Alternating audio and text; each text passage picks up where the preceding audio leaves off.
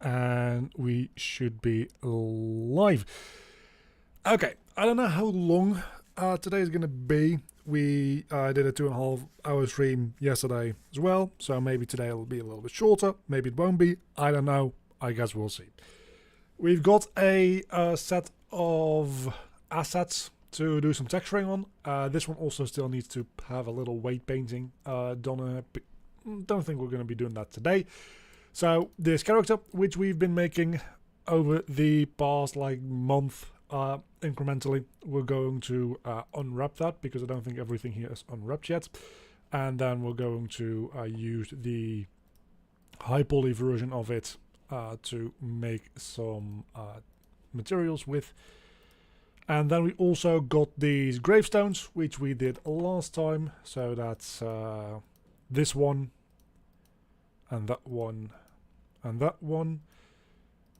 We'll do those as well. And then today, during the day, I made a little skull over here.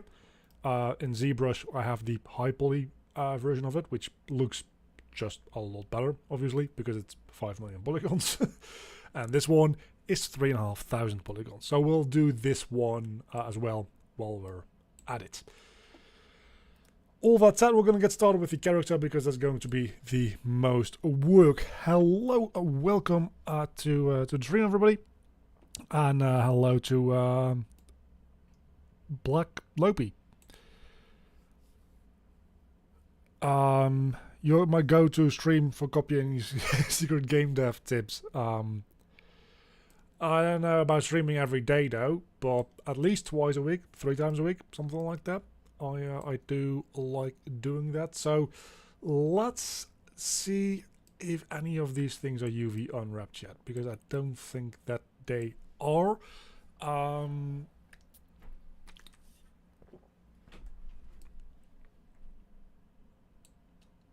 I don't know how this actually deals with multiple different objects in unwrapping.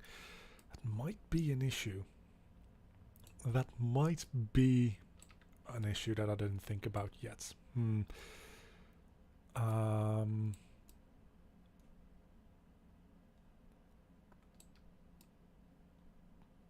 Yeah, this definitely isn't particularly well done topology. So let's try. And I know that this is a bad idea, but let's just try to select everything. Go into edit mode.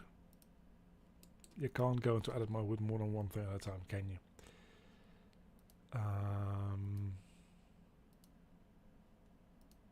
The scarf is not yet parented to the armature.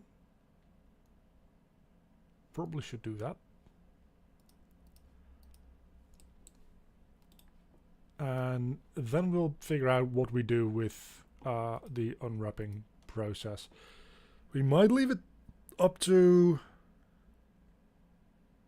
Could we reasonably leave that up to Substance Painter to do? I mean, we could, but that would probably... that's annoying. Let's not do that. So we parent, no. We parent armature deform. That's good. So now, for shits and giggles, let's just smart UV project. See, the issue that we're going to be running into here is that that uses the entire UV space for packing. And then if I go into this and I smart UV project that as well, it's also going to be using the entire UV space, and that's not ideal. But maybe I can do it like this and then pack islands. Okay, so I can do that at least. So let's hide this again. And can we...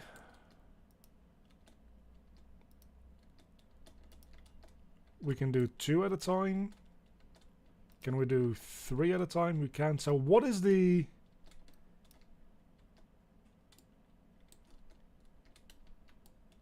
Why couldn't I do this before? Like, I don't understand what the limitations of this are, but We'll just smart UV project this as well. That's not ideal. I know. We'll be fine, probably.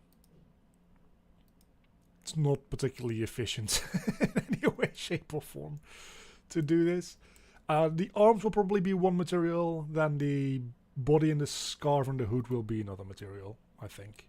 I think that makes the most sense to do it that way. So what we'll do is we'll smart UV project, and then we'll select these 3 objects, and we will pack islands for that one, and the other one is already packed, right? So we have 2 materials for that in total. So we have 1 material for the 2 arms. Then again, I suppose we could use the same UV space for the left and the right arm.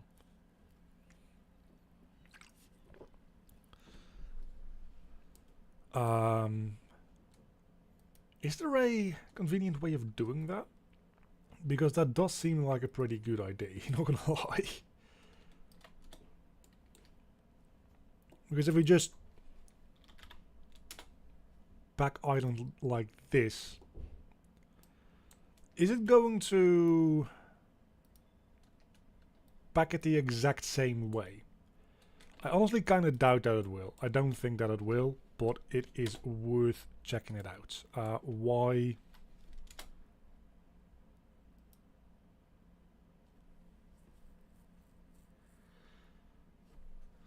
Okay, that does look similar.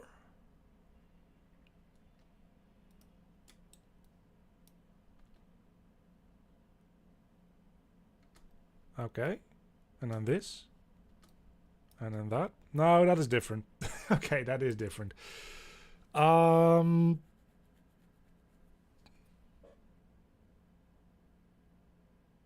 not gonna make 3 materials for this. That's insane. Let's see if Google has anything to say on this. So Blender,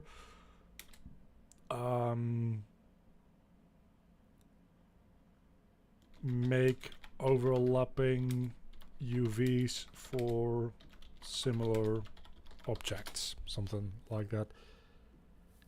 How to make UV islands perfectly overlap. That is exactly what we want.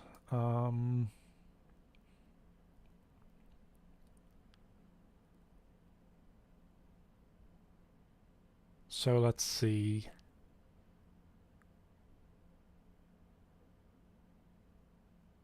It probably isn't unwrapping them the same way as well, which might be an issue.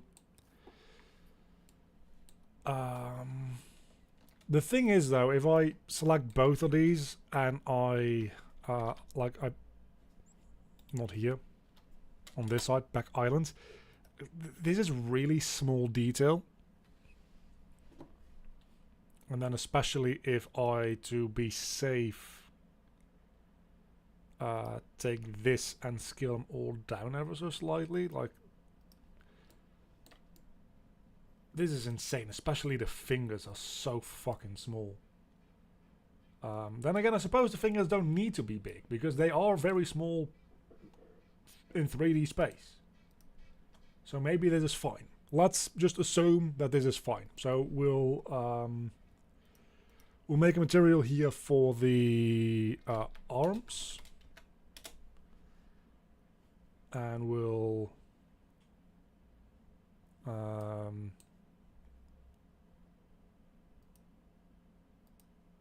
these are all arms, and then we'll make a new material. We'll cloak, sure, and we'll call this body. And then these will all be the body. So that will work. Okay, now we take this low resolution model and the high resolution model, and we put them both into Substance Painter, is the idea. So let's do that as a FBX. We can do that as an OBJ, I suppose. Let's do it as an FBX. That's fine. I also should reopen my YouTube chat. There we go. This is Reaper Basic. Low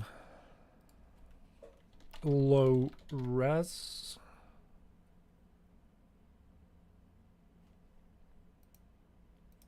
let's delete everything that we made previously. Reaper basic low res. And then... hold on. What I want to do is I want to only use the active collection, so we don't export the high res one. And then we export the FBX. And then we unselect this and we select this one. And I suppose we might as well give these the same materials. I don't think it matters, but we might as well. So we give that body, body, body, and that one already has the arms. So we now export again as FBX, and we call this one Reaper Basic High Res.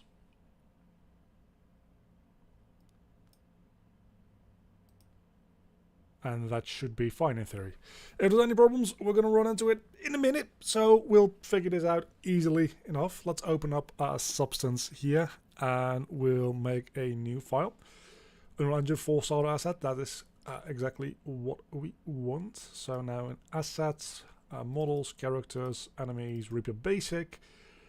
We start with, why do I have an OBJ of this one as well?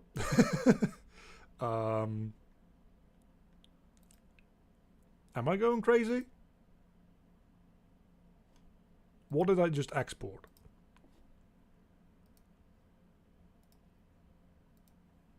Let's, just to be sure, export this thing again so we know that's the FBX. We're going to import the low-res one though. And the document resolution will set to 4K. I will probably actually end up using that in this case. Maybe, maybe not. Probably. We'll see. That's now loading all my stuff into Substance Painter. Automatic UV unwrapping, which I don't know about that. I have unwrapped UVs, mate. I suppose we can check if everything was applied properly when the texture set list comes in here.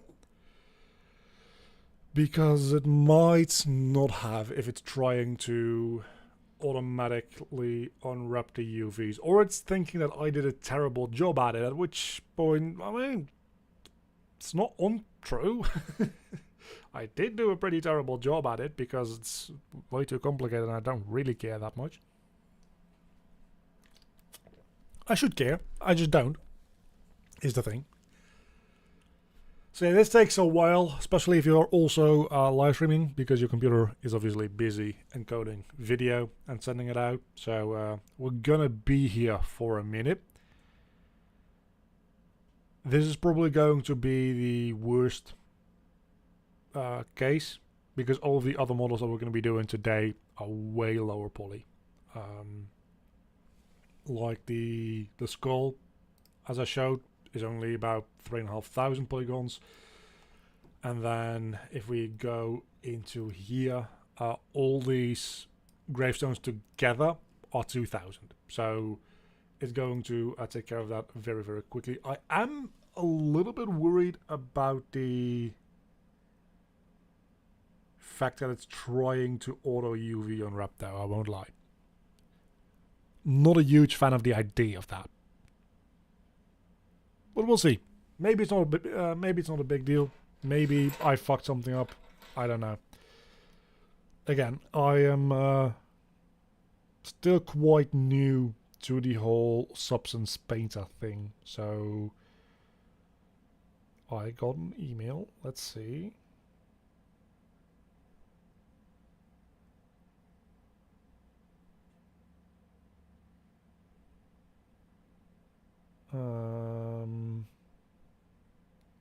Okay, it's not an email I have to respond to right now. My god, this is taking a while, isn't it? That makes me think that it exported the high-res version as well. Let's actually, real quick, go back into Blender. Disable both of these.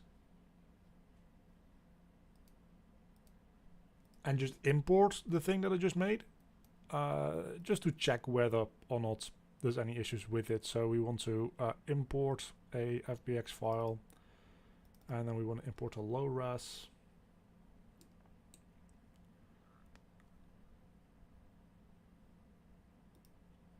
Yeah, no, okay, so we want to cancel that. Something fucked up. We can't cancel that. Okay, that's annoying. Okay, why did that fuck up is the question though, because we selected to... Can I unimport, please? Can I just, like, if I Control Z out of this, can I? Yes, it can. Okay. So I export FBX. I only want to...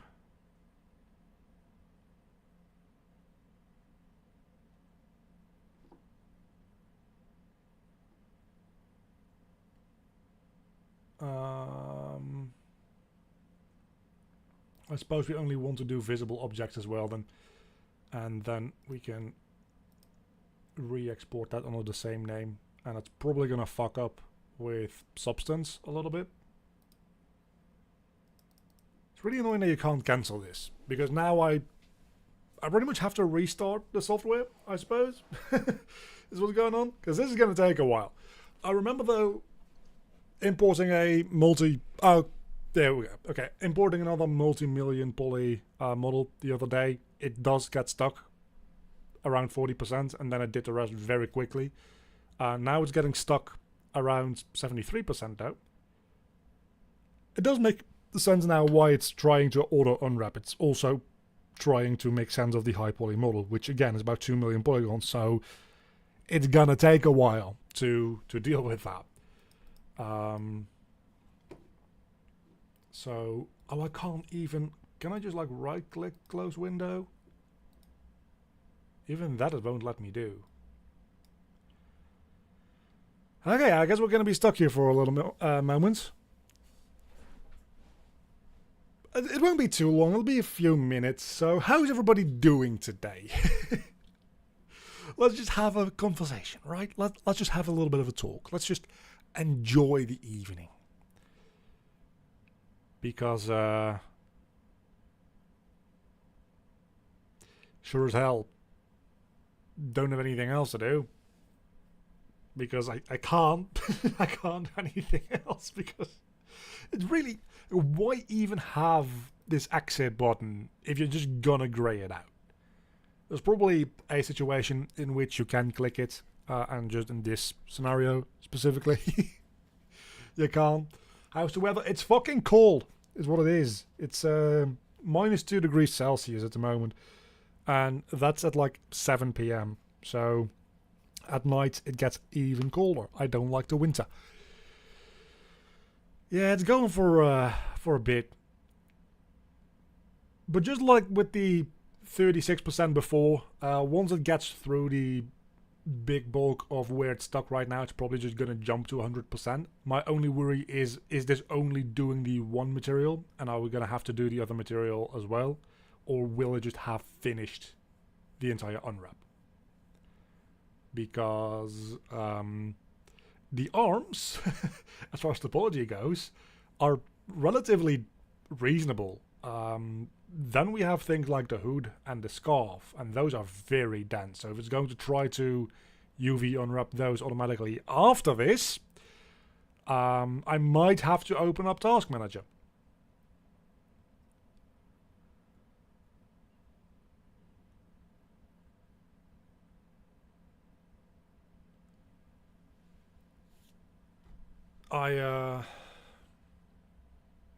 You know what, I'm just going to open up Task Manager anyway. We'll just do it that way. I honestly don't give a shit.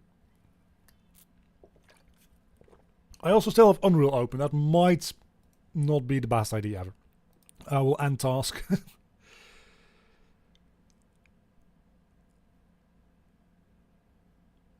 Is it actually refusing to... Okay, there we go. And then I will... Substance... Painter, not designer. We'll design some stuff later. Probably not in this stream though. But I do want to make a tileable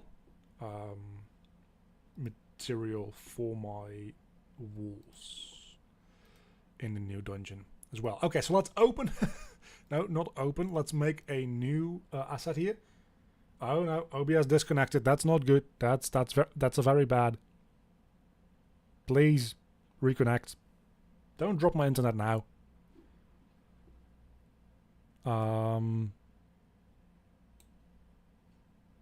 Yet the YouTube stream seems to be still going, maybe. I'm using Blender 4.0 if you can even see this at the moment. Yeah, no, YouTube is still going. It's just Twitch that's losing its shit, I believe. So we'll keep going because most people are watching on YouTube anyway. And we are reconnected successfully. That's very, very nice. Okay. Reaper Basic Low Res. 4K. All this pretty good. And that imports the thing that I want. So we've got the body and the arms. That's great. Then we go into the baking section. We import our high-res FBX. And we set our output size to... Let's do 4K as well. Maybe we want... 8K could be nice. Wow. It really is a lot smaller, isn't it? Huh. That is interesting. I didn't think about that. And then all this should be pretty good. Like normals, we have no parameters. World space normals. ID. I'd like to... No, that's not that. Material color. Ambient occlusion. I think all of this is pretty much what we want it to be. Generate from mesh. It's gonna take a while though with such a high poly mesh, I assume. This should allow you to set this to... Oh, and ambient occlusion we also only want to... Hold on, we do want to change a thing here. Self-occlusion only on the same mesh. So we don't want occlusion between different meshes. And we also want that with curvature. We don't want the different meshes interacting with each other for those maps. Position I don't care. Thickness I don't really care. There should be a thing in ID here. Like file ID. Is that it? Maybe mesh ID? I think it's mesh ID, and then we do a random color. Just for ease of use. So now we can bake selected textures, and oh, that something's not looking great there.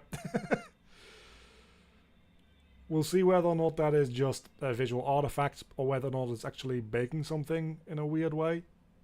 It might actually be... that looks pretty decent. It's just whatever the fuck is going on with that is weird. So it was pretty quickly though. I didn't expect it to be this relatively quick. So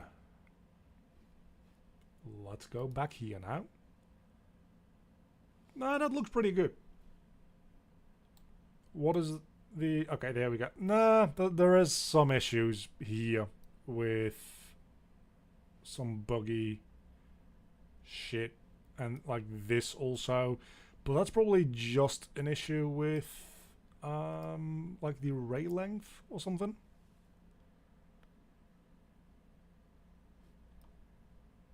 I have to assume.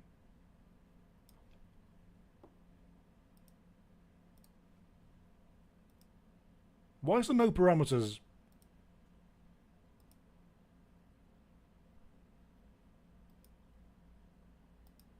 For the normal baking?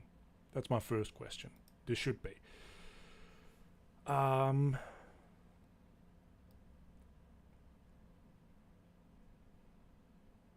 Okay, so we need to increase the cage size for this, and then I don't know what that...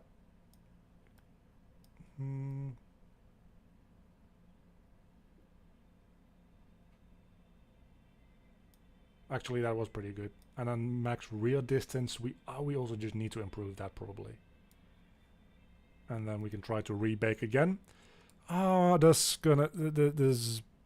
not receiving video from streaming again. Fuck, my stream is not going well. At least YouTube complains about that, but when I actually look at the stream window, it does seem to be receiving information. So maybe that's false. I don't know. There still seems to be something going a little bit weird about this specific spot over here, and I don't exactly know what that is. I'm gonna go ahead and guess if I hadn't taken any shortcuts here. Also, this is a little weird, because if I go into Blender, just to be sure, right? If I go into Blender, like, there is detail there. It's just refusing to do anything with it. I'm a little confused as to why that is. But let's just throw on a random material here, just to check this out, like copper. Just to see what that looks like.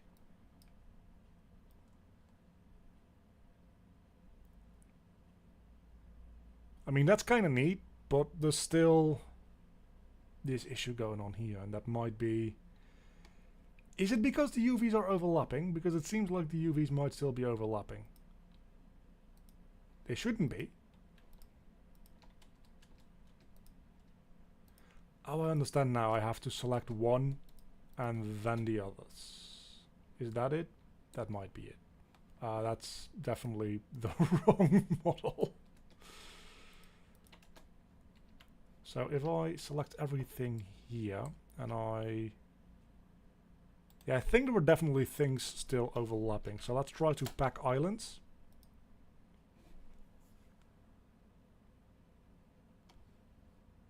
Yeah, stream seems to be running normal. It's just YouTube is giving me an error. Not receiving enough video to maintain smooth streaming, which, I mean, if that's the case, that's too bad. Not much I can do about that, I don't think. Let's just...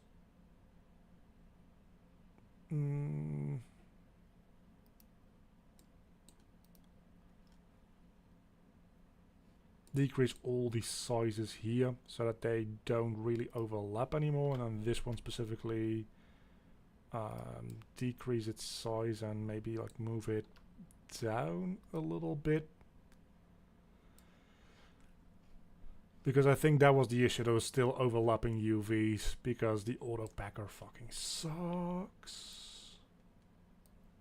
And now that we're at it anyway,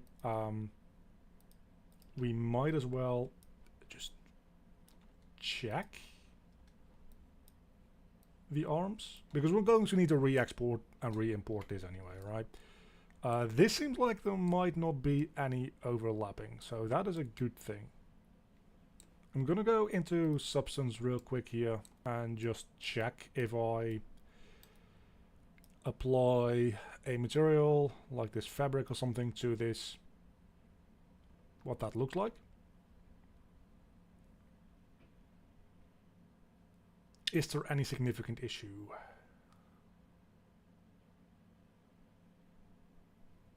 Yeah, see, that does look a lot more neatly packed. Again, there's absolutely no detail in these fingers or anything of the sort. And to be honest, I do think that this is kind of out of whack, because these presumably are the tops of the bones, which are huge compared to the fingers, like more so than is merited, I think.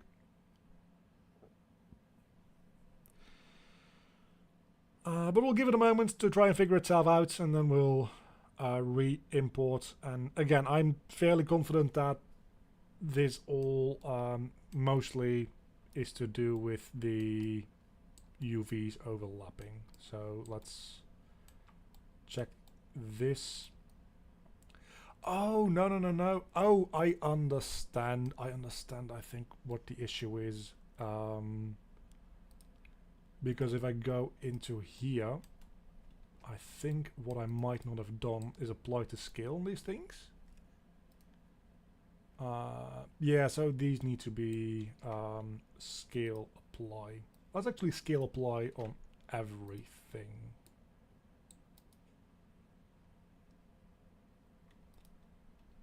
And then I suppose we'll just try to repack everything again. Maybe that'll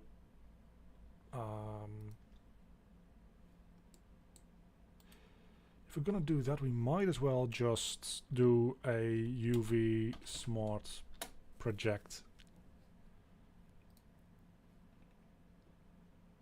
Okay, that does seem to be a better packing as well, so that's kind of good.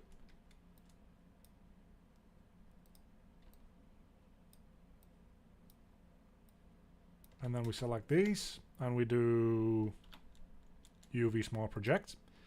And that should then also give me a little bit, there we go, more realistic proportions for all the bones and such. Still, the fingers are obviously going to be ridiculously small, but that is a lot better. Trial and error.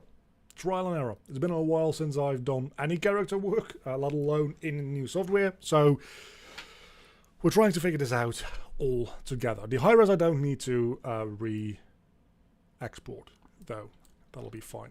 So now let's do this again. We might as well just make a new thing. Document resolution will be 4K. The file will be our low res again. We can discard the changes to this one, we don't really care. And opening up the high res version, we need to... Why is this arm so significantly different to the point where we need to... Something seems off there, not gonna lie.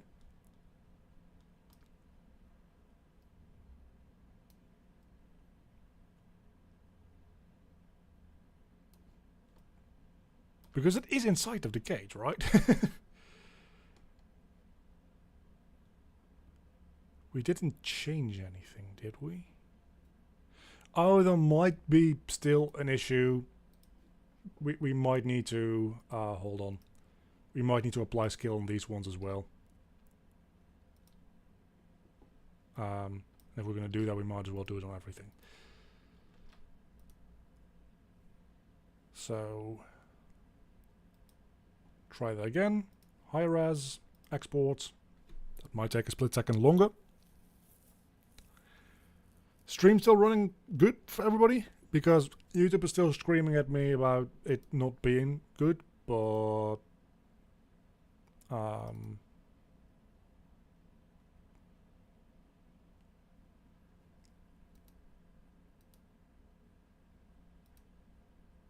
Can I like remove and then... I don't really understand what goes on with all that. Not gonna lie.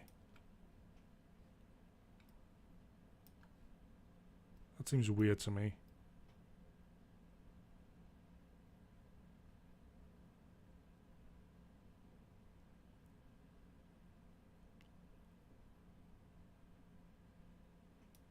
Is it because we have the names not the same?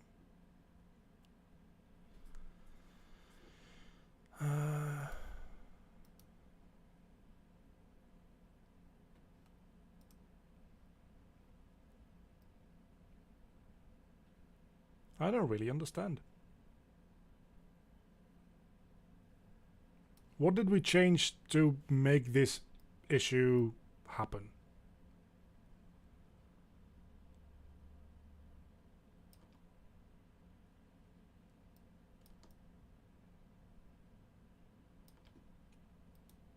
I guess we might as well just check. Okay, so we've got this one, which is called... what is this actual model? Oh, the names aren't the same. Yep, so that is the issue. That is a bitch and a half of an issue to solve, isn't it? Yeah, I actually named them. Weird that it wasn't a problem before, but we're definitely going to need to fix it, I think.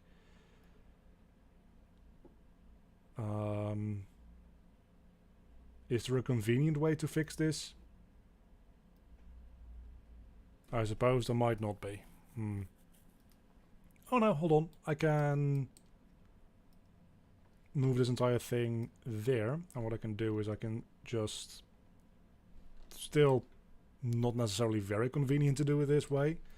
But if I do this, F2, Control C, F2, Control V.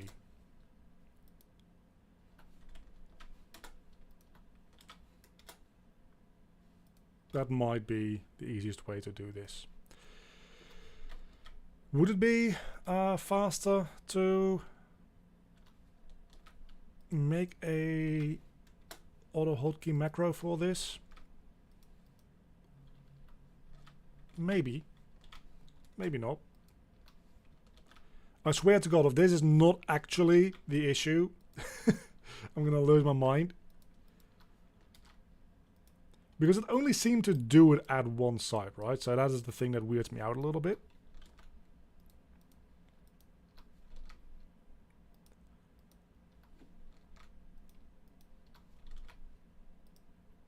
And makes me think that this probably isn't the issue, because it would have had this issue on both sides if this was the problem.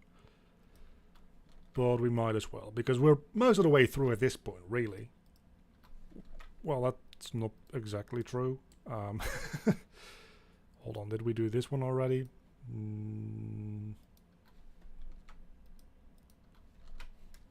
Okay, this is a little tedious to do, I will admit.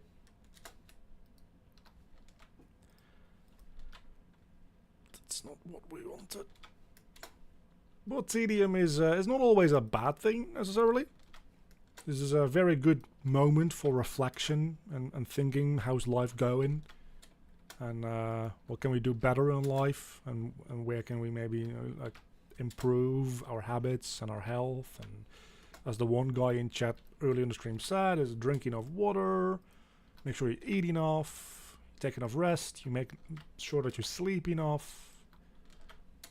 All time for introspection and reflection. And am I just trying to fill dead air while I copy over all of these names? Definitely, yes. But also, the things that I am saying are not necessarily false. Like, there is a little bit of truth in there.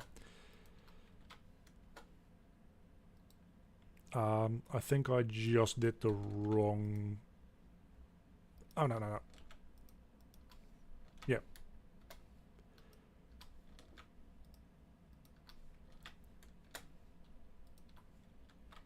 I mean, it's adding the .001 suffix to every single time I copy this over. I'm going to assume that Substance can deal with that, because if it can't, I don't know what the fuck I'm gonna do. But it should. Oh no.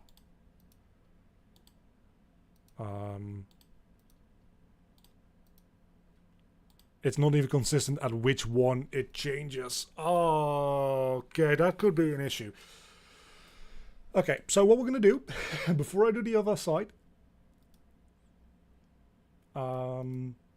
Armature item, we're going to set that back to 000, and then we're going to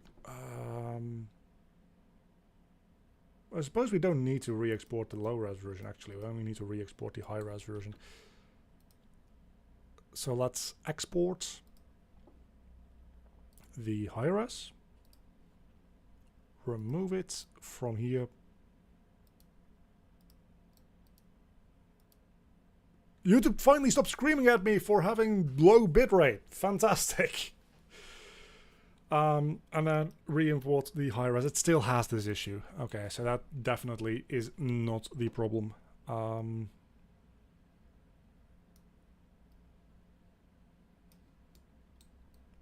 So then what is the problem? Because this is overlapping with that bone. There's no argument about that. The thing it's doing, for some fucking reason, I think, is the cage for this one is being applied to this one and the other way around, and then something fucking happening here as well. It's something weird. So what we're going to do is we're going to pretend like none of this actually matters and just hope that it's a visual bug and that I just wasted my time. Because the other side, it doesn't do that. With the body, it doesn't do that. It's just weird. So, we still have the curvature set to... we need to do that as well. Back to only same mesh name. And that's not going to work anyway. Because the mesh names don't match up. So, never mind. Let's just bake from selected textures and see what ends up happening. Maybe this will be fine. I don't think there's particularly like any relevant detail on the arms anyway that needs to be baked. So if that arm doesn't end up getting a proper bake, I honestly couldn't give a shit. As long as it doesn't end up with any glitchiness, which it doesn't seem like it will. Will probably be fine, is my hope. So, let's go back here. Okay, now it does have some issues. Some pretty big issues. Hold on, are the normals flipped for this one? Is that the issue? Hold the fuck on. Back face culling. No. Phase orientation. I mean, it is for this one. So let's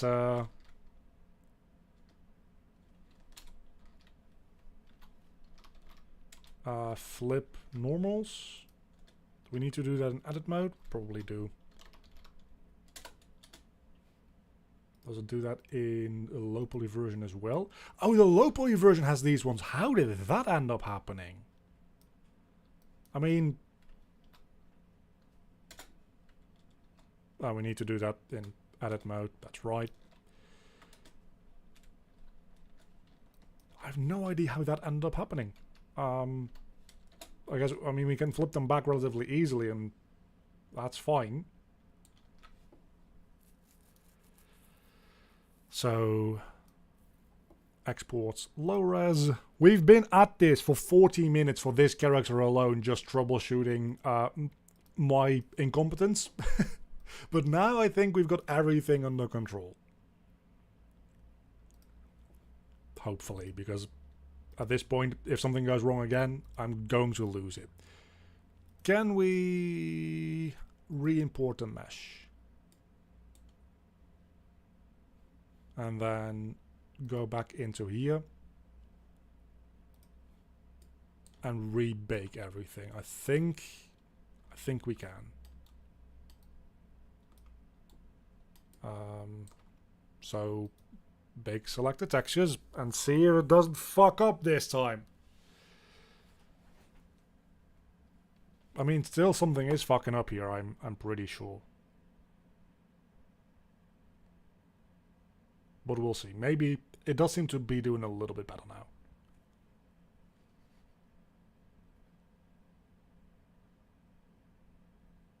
So maybe it's just the UV islands that are getting displayed a little bit weirdly.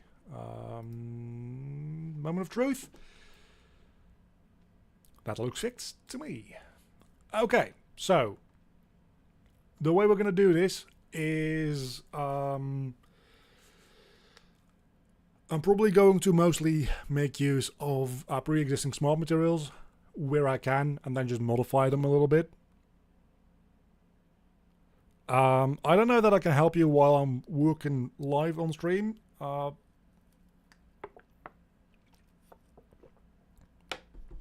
But I can give you one piece of advice. Maybe don't try to learn 3 engines at once. That seems like a nightmare to do.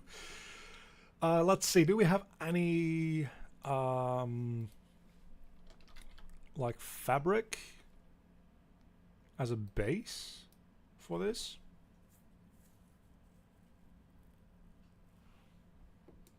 That's a pretty good fabric for the... is it? Maybe it is, but maybe we need to scale this like significantly.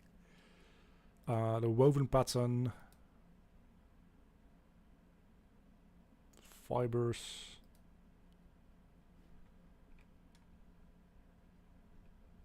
Okay.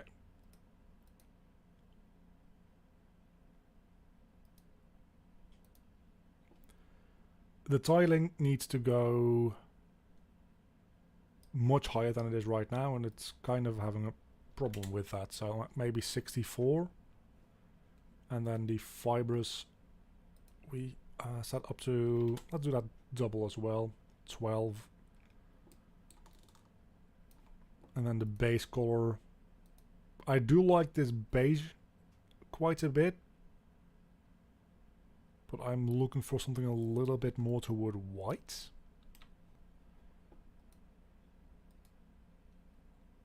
And then the projection, let's try playing a projection just to see if it's any better. Not necessarily. I also don't think that this very fine detail really works all too well. Maybe spherical projection?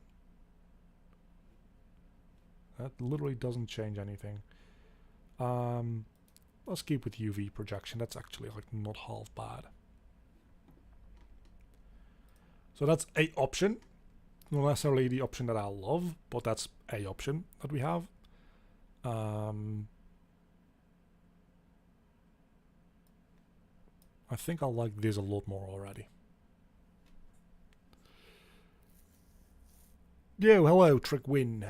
Welcome to my misery. Okay, if we make this just straight up white, or again, we want this to be a slightly off-white color, so go into this base color and set this to a beige like off-white, maybe a little darker than that still. That's pretty good. Okay. So let's keep with that for now and add a black mask to that. Then, how does this work again? That's a projection. That's not what we want. What we want is somewhere in here. Polygon fill. And this allows us to fill by mesh. So we just select this. Okay. Yes, that is what we want. And then I think I also want these to, in the X shape, to be this color. So what we're going to need to do is we're actually going to need to paint this in, I'm afraid. Which, honestly, isn't that big a deal. Like, we can just do that. That's fine.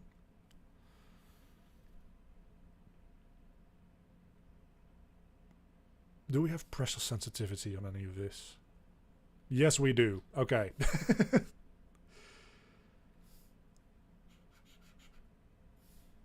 But we do want this to be a little bit bigger. Is this fall off? Because I would like a slightly less sharp kind of fall off, if at all possible. But we'll do the rough strokes first, and then we'll come back over and tidy things up.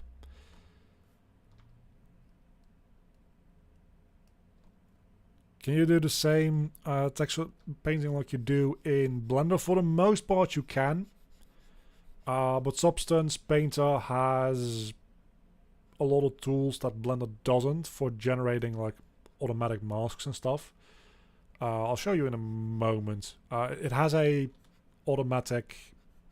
that's not what I want. It's Alt. How can I... erase?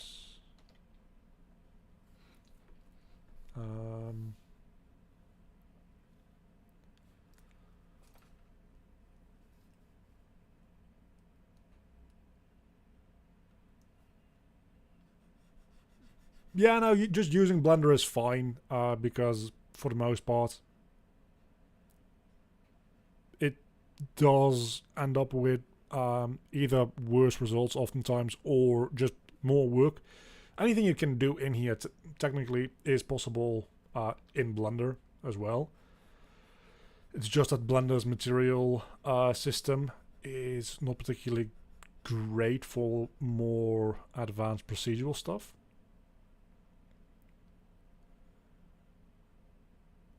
The same way that Blender is pretty good for sculpting, but the moment you install ZBrush, at least for me, the moment I installed ZBrush, I was like, oh, this is how it's supposed to feel. No, that makes sense now.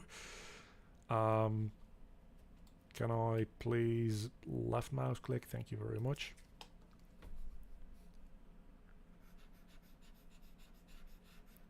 And kind of the same vibe right here with Substance Painter and Substance Designer for that matter. It is making the textures themselves in Substance Designer also just straight up has features that Blender doesn't have a blur feature, for instance, in its material graph, and that is fucking insane to me. What is also insane to me is the fact that I have to keep going back to my mouse from my drawing tablet to change the camera angle here, but that's to do with the fact that I didn't set up my controls for the drawing tablets for Substance Painter. So that is my mistake.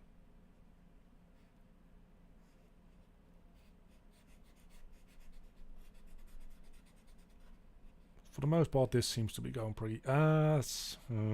again, we'll go through in a moment and fix up any of the mistakes that we might have made.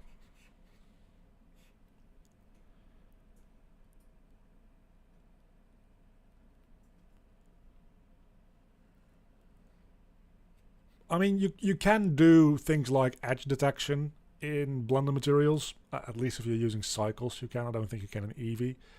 But then you just use cycles to bake them down into a texture, and then you have that texture to work with for like your edge map. But it just takes a lot of work comparative to just dropping a generator on a layer, and that's it. You can do crazy stuff in Blender, but Blender's features generally are more basic, as in very much closer to having to like program it all in your shader rather than being able to use pre-existing tools to make whatever you want. You have to make those tools yourself to a certain extent.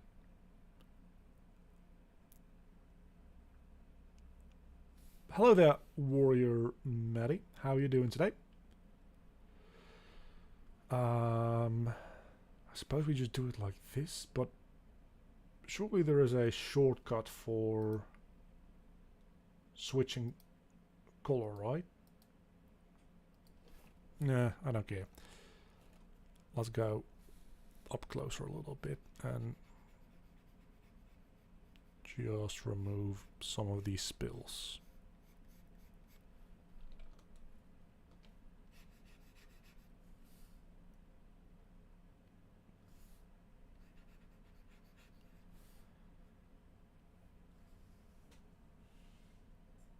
I modeled this entirely in Blender, and I'm now texture painting this thing in Substance Painter.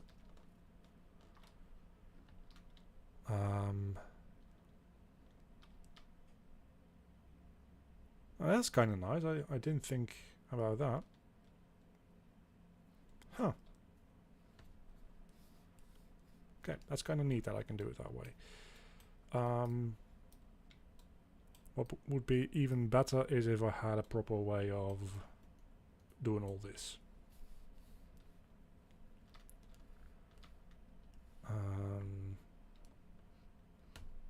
I just need a third button on my stylus is really what's going on.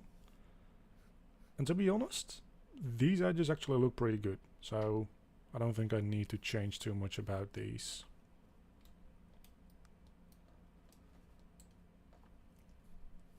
Here though, I do have some things to clean up because this is kind of sloppy.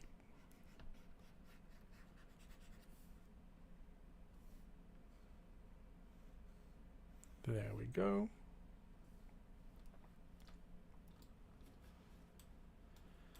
For now, I'll just keep using my mouse for the navigation. That's pretty good. That looks pretty good as well. Let's paint in some more stuff here. Because I think that improves things a little bit. But honestly, I'm kind of surprised at how well we did with this first pass through. Because for the most part, that just works out really, really well.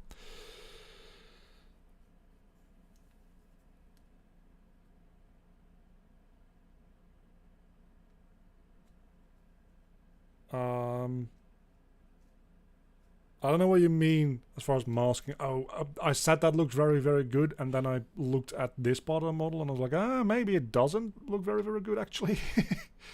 Hold on, there's a... I can do a thing. Paint this in ever so slightly more. Or maybe...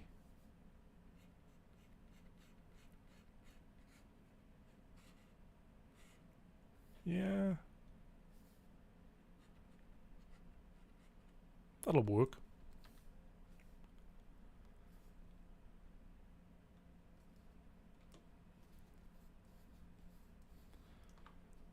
And then under that we're going to put a dark blue kind of fabric. I think we might just put the same fabric under that, but with a different color.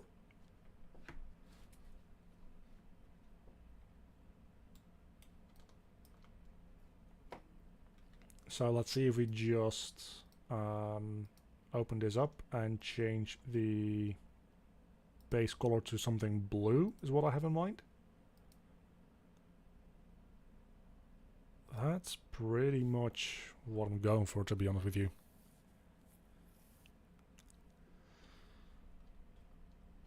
That's the basic idea anyway. That looks really, really good. As in, at least I'm happy with it. It might be a little like too overly detailed with the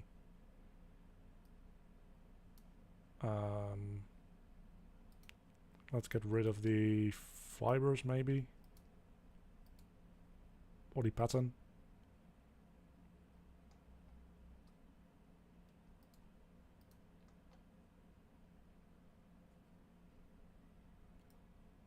Which is the...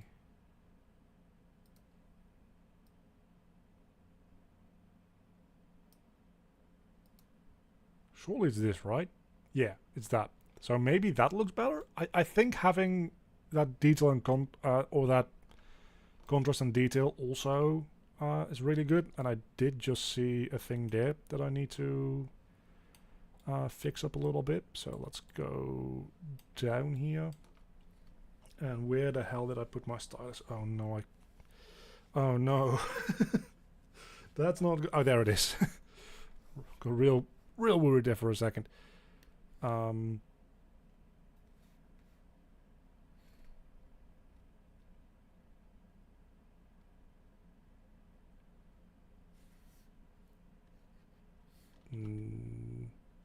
Use the black mask and just paint out this a little. Oh, no, not too much. Just a little bit.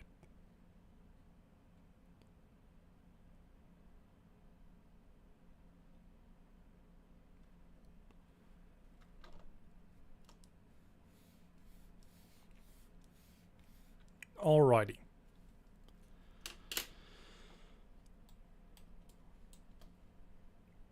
And then I do think that, okay, we've got some stuff clipping through here, but we'll worry about that later.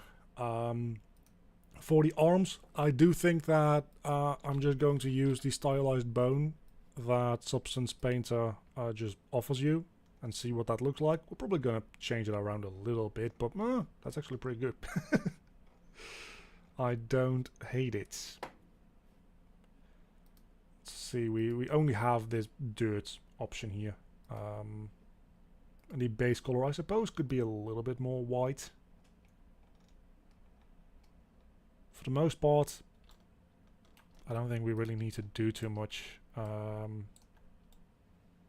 about that, to be honest with you. I'm just gonna check out the fingers here. How much detail do they have and how fucked up do they look? Oh, they have some weird occlusion stuff, right? That's what's going on here.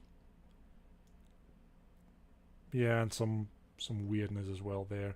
But is that just... yeah, that's just baked into it. Not that much I can do about that, I don't think. Not for the moment anyway. Yeah, I think we're just gonna stick with this and see how obvious or not obvious these little artifacts are in engine.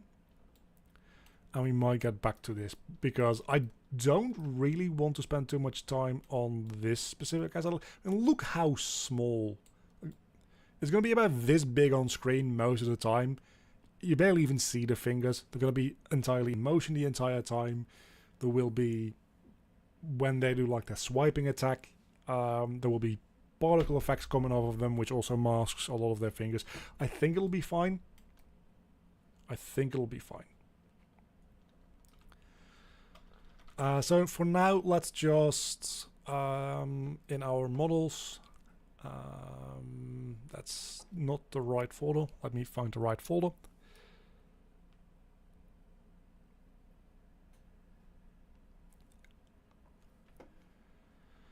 I mean, if it has to be perfect, there's one issue with that, and that is that I have to go through every single one of these objects in Blender and manually rename them on 2 different models. And I really don't feel like doing that right now. I might at some point, but I really don't feel like doing that right now. I really want to get a move on to the other assets as well. And maybe if we've done the other assets and it's not very late, which I kind of doubt, I'll come back to this and we'll do that and we'll re-import this. And we have this set up now. We'll save this project. We can come back to it anytime we want. And we can just re-import some stuff. And all of our masks will still be there. So that should be fine. Let's go into my game development, assets, models, characters, enemies, basic Reaper, Reaper, texture. I have that saved now. Okay. That's all we have for this one. Next up, we have these models. So we have the basic, or the stone with a base. We have the cross, and we have the normal stone, and then the corresponding high-res versions of those. So let's get to exporting those one at a time. I suppose the way we'll do that is just through visibility. That seems to be the most logical way. We export as FBX, and then we have the props. Oh, and there we do an FBX folder. And we'll base, grave, stone, only the visible objects, pretty please. Actually, we're going to open up that folder again, because we need to specify that this is low res.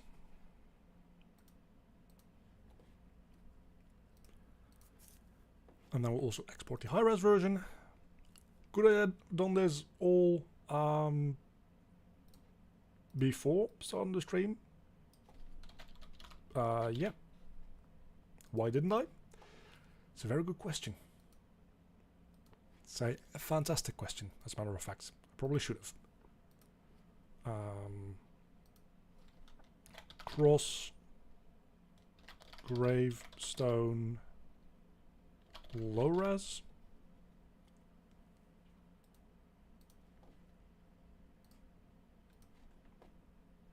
and the high-res version, which again is about 1,000,000 polygons because it just adds up so quickly when you're painting and stuff. Cross gravestone high-res.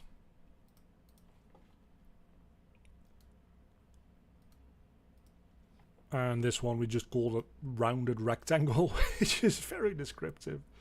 Rounded rectangle gravestone low res.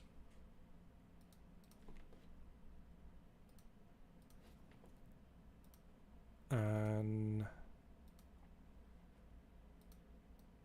then we also do the high res version of said gravestone.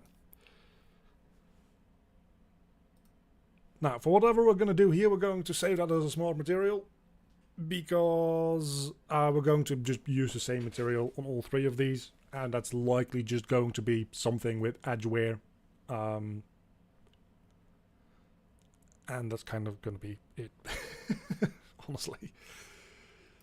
So we can make a new one here, and for that, in our models, props, FBX, base gravestone, look at these UV islands. They're so much needed on whatever the hell we were working on a moment ago. I mean, it's a much simpler model, admittedly, which is the most important thing there. And then we'll take the high-res version of this same assets, and this should be really as easy as just bake selected textures. There's nothing particularly special about any of this. This should just work without too much trouble. Very quickly as well, probably want to do this actually at 4K. Just as the work resolution for this. Obviously we're not going to export this one at 4K, that would be insane. But going back into this now, ooh, we do have a bit of an issue there. That's just because our hold on, do we have, if we go in here, is there an issue with the mesh itself that I just didn't notice before, or is this, no? That seems like it is just a matter of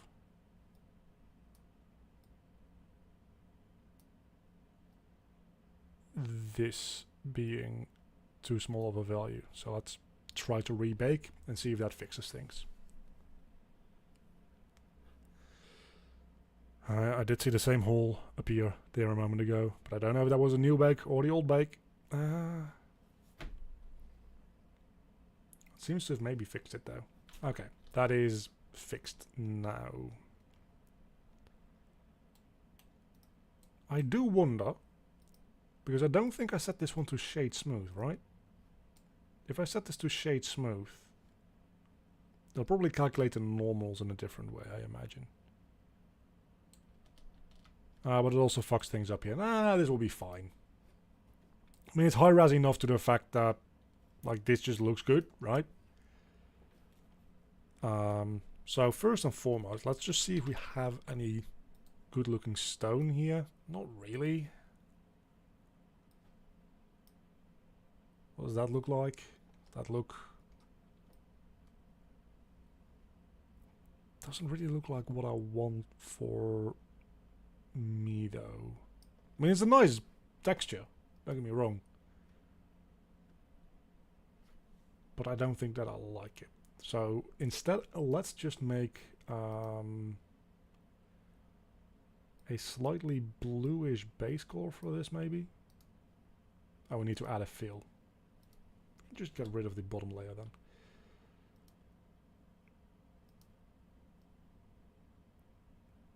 And slightly darker. Desaturated.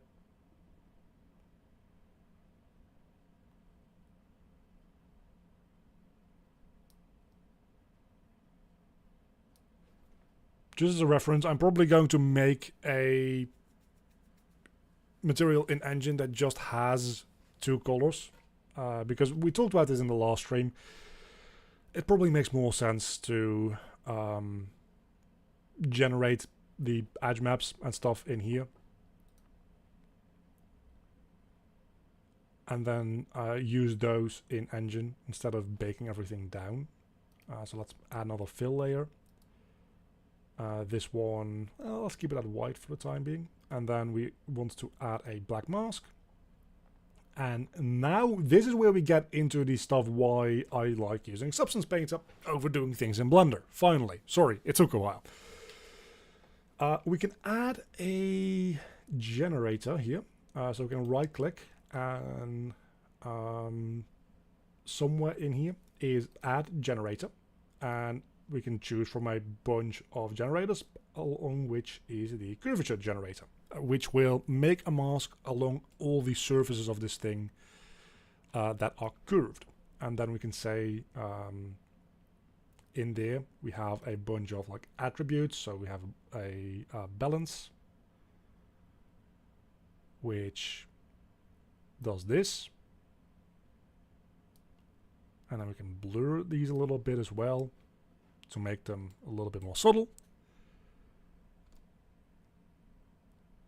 The noise on the stone is hand painted. That is hand sculpted on the high poly version in Blender. So we had this mesh. Of course, this is with the UV grid on it because it's unwrapped. We had this mesh, and then we just copied it and did a bunch of sculpting to make this one. And that is then getting baked into a normal map that we can use on this. So we have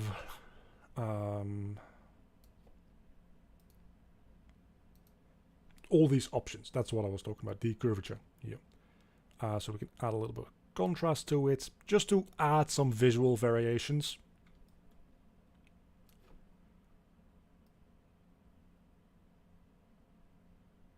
For the curvature generator here.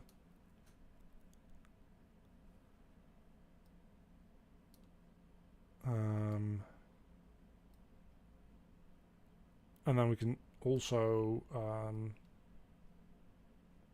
change a bunch of things here, which for the most part probably do more when this is set to be higher.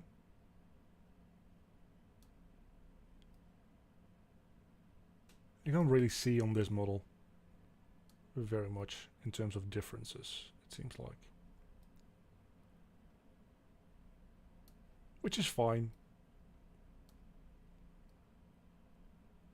That's the biggest ones, and then we have big.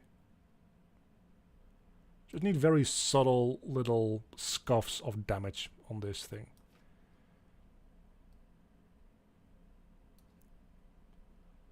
And then if we are going to make this something a slightly more reasonable color, just adds a little bit of life to this thing. And you can add multiple generators on top of each other as well. You can use a texture for this.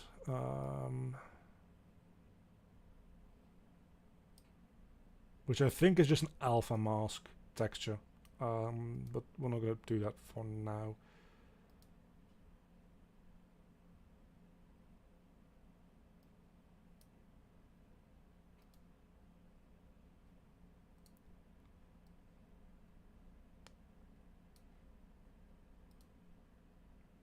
You can also invert it.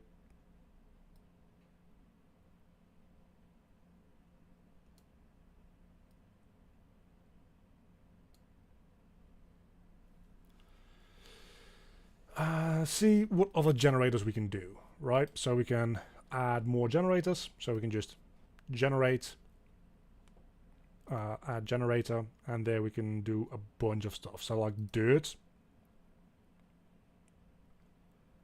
If we turn off the curvature, this will then make a mask that accumulates in places where dirt will accumulate. So in places where there's a lot of like fine detail where dirt would be able to like get stuck on, we can generate that as well.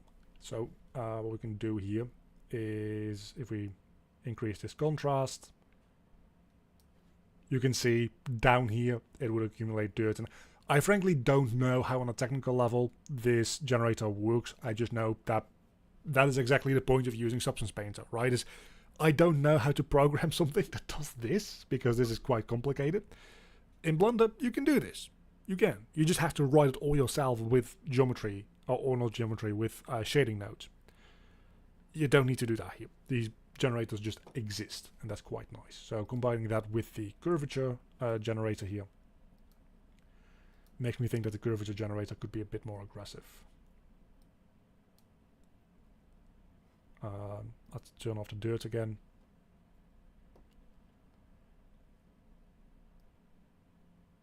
I think it's the huge or the big that I was playing with before. Combine that with the dirt. Oh, does the dirt overrides? Huh, okay.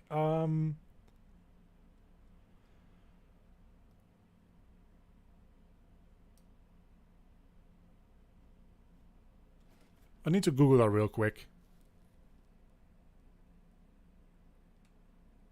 No, this is all to do with shaders. So geometry nodes would generate procedural geometry.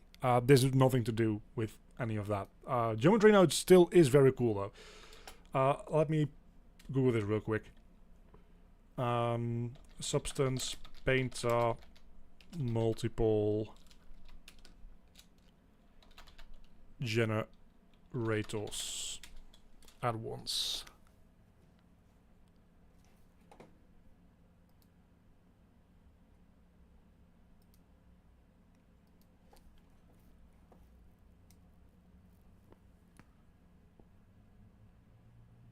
Do I just make a separate layer for that? I probably just make a separate layer for that, right? So I can just copy over this layer, delete the curvature on this one, and delete the dirt on that one. Is that how we do? Oh, I deleted the the wrong one. So we delete the dirt on this one, and so now we have both. Okay, so that's the way you do that, or at least that's the way I'm going to go about doing that right now. So now we have this wear down mask, which we can export into Unreal if we wanted to, and we can make this into a smart material and then immediately apply this onto the other ones as well. So maybe decrease the dirt level a little bit, increase it rather.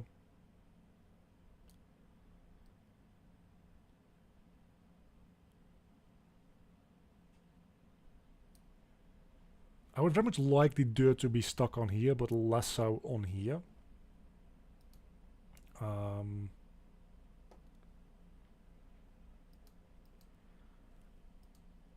The curvature is looking good enough.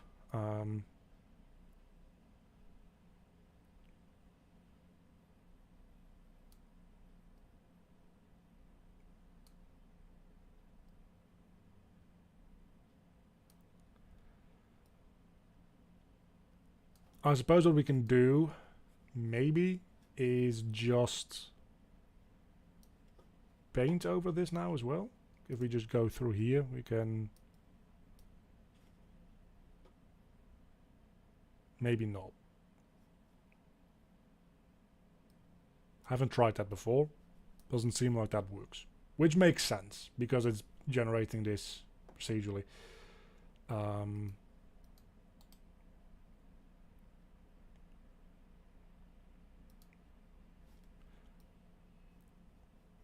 And this overrides that.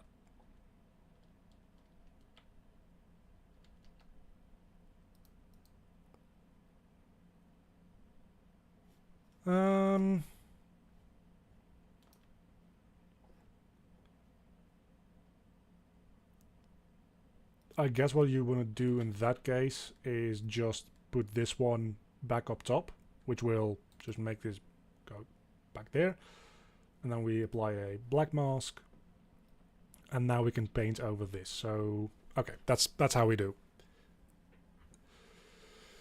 And we set this stroke opacity to something a little bit lower. And now we can say for the things down here, and let's also hold on, I think it's shift. No. This is just the sun, the light that I'm changing, by the way.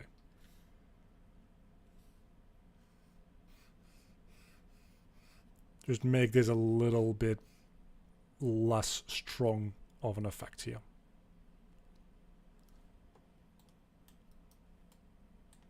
Which we can very easily like manually do this way. So we can go to the other side as well and just go over a little bit to manually touch this up a tiny bit more. And there we go. That is how easily we can make this... oh, wrong button. That's how easily we can make this texture with just a couple of generators like that. So we can save this. We can go in our assets, models, props. Let's make a new folder. Call that Substance Painter Base Gravestone. So now the wonderful thing is we can group these things into folders. So let's group these two or three layers into this one folder. And now this folder we should be able to save as a smart material. So we can instantly apply the same rules that we just made to our other gravestones as well. Create smart material. There we go. So we'll just call this, can we rename this please? Name damaged rock.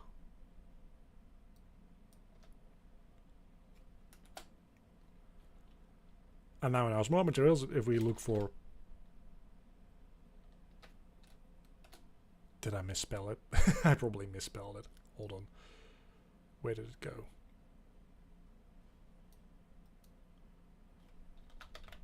Rock? It's a very good question. Where did it go? I don't know. We'll just call it damaged rocks here. Damaged rock. Did I just misspell it that way?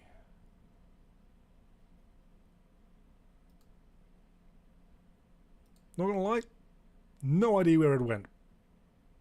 Did I delete it by renaming it? Maybe I did. Because it sure as hell doesn't seem to be in here anywhere. This also is a very neat looking texture. I mean, we're not going to use this, but I do like this specific preview. So I just want to see what it looks like.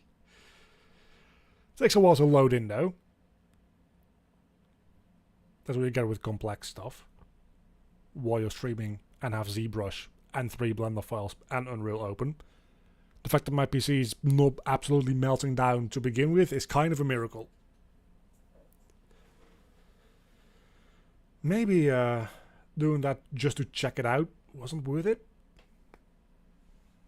Maybe. I'm gonna give it like a minute.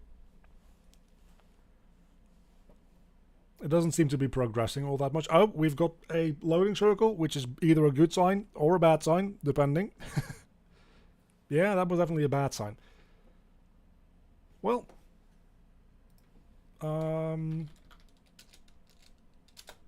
Substance Painter.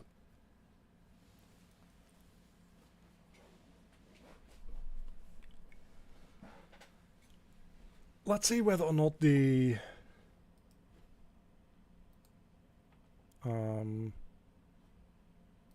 I guess we can open the file with just... Oh, okay. What I wanted to know is if I look for rock now, damaged rock, it still isn't in there. Is it because it's only in this project file? Let me try to find the project real quick. It's in my game dev folder probably. And then props, substance painter, base gravestone.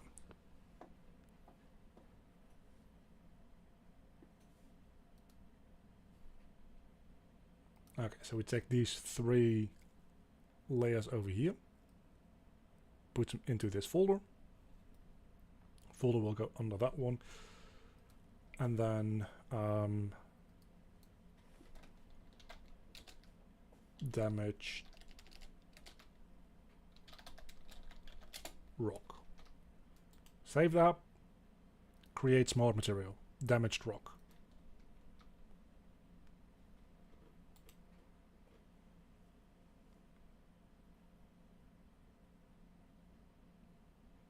Okay, so we have that now, and in theory that should be as easy as just making a new project. Document resolution 4K. So document resolution 4K. I probably misclicked. That's fine. We take the next low res, which is the cross gravestone. We open it up. Takes a moment. We go into the baking menu. Output size will set to 4K. Then we take the cross high res. That looks pretty good to me. Maybe increase the real size ever so slightly. And then we just bake select the textures. So now we're going to bake all of the normal information and curvature information and all that kind of stuff, which is real cool. And position, if we care about that. For this one, we might actually care about that a little bit more. We can use that. We can go back into painting, and now we can just say, hey, the damaged rock we just made, boom. There we go. It's just on there now. And I'll delete this empty layer. We'll open this fill layer up, put it up top. Add a black mask, and we can just say we're going to set the opacity a little bit lower. I do wish we had a better control over our fall off, because it doesn't seem like we really do all that well, but that's fine. So now we can go through here and see somewhere in this general area. Set this back to being all the way colored in. And then we can just ever so slightly clean this up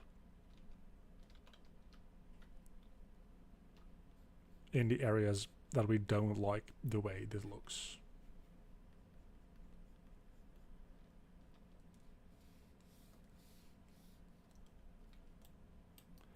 And for this one, I think I'm going to go a little bit easier on the edges as well, because this seems very artificial.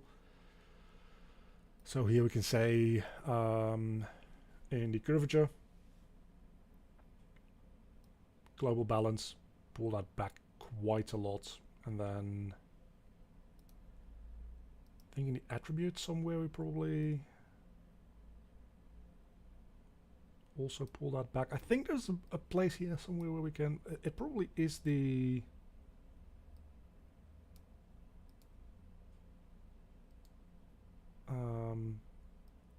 I thought there was a setting for like noisiness of this edge detection. I think it might be contrast. So we can do that and then pull back the global balance even more.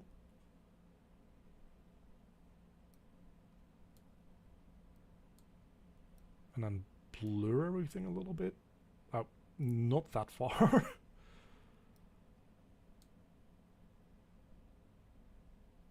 Looks pretty good. And then if we blur everything ever so slightly, that is pretty much it. So now we've got this one all figured out as well. And that's how quickly those kind of things can go. So we can now say our cross gravestone, and we can simply make a new file, workspace 4K, rounded rectangle, low res. This one is going to be insanely easy. Baking menu, import the high res version, set that to 4K as well, just cause, and then we bake selected textures, and for the most part this should just do what you expect it to do at this point.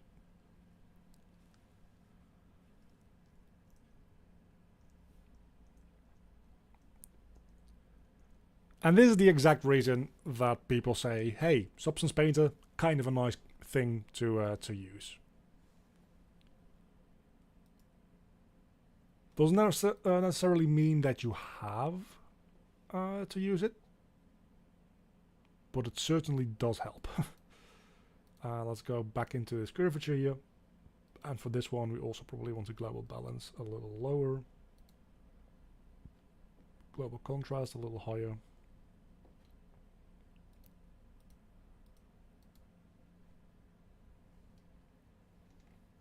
I don't think this thing has as much in the way of edges to wear down, to be honest with you. So honestly, this just kind of straight up works.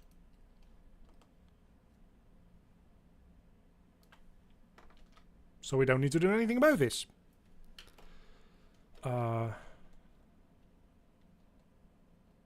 Rounded rectangle stone,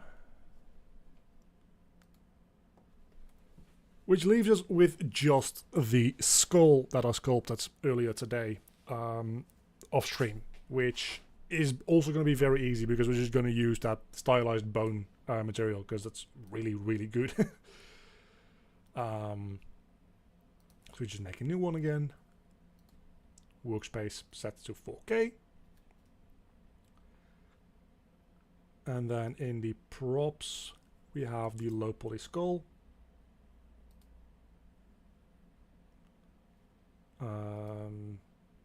Save changes, I suppose.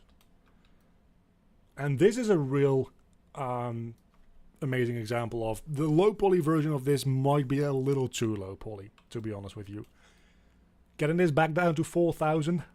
Especially with the automated methods that I've used to get this thing down to only 4,000 polys, it doesn't look great. But now let's just keep an open mind, set this to 4K and import the high poly mesh, and then bake everything down.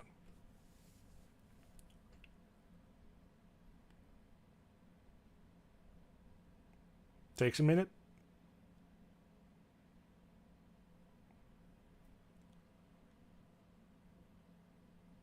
Yeah, the teeth look kind of fucked up, but that's the thing. If we go and we bake the normals from the high poly version, which you need so many triangles to fix that, to make it look good, that it's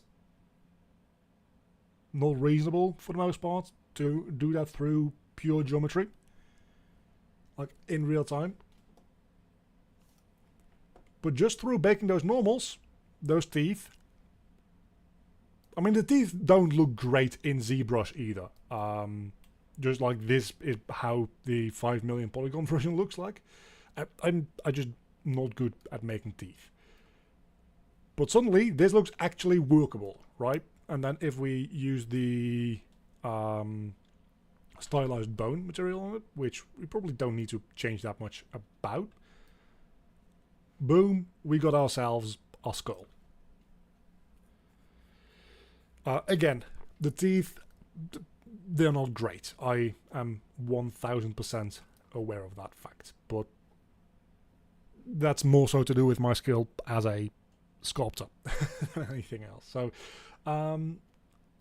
let's make the base a little less yellow though, like a little paler would probably be nice.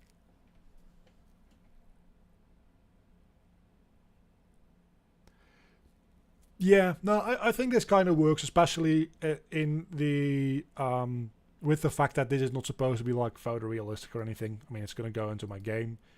Um,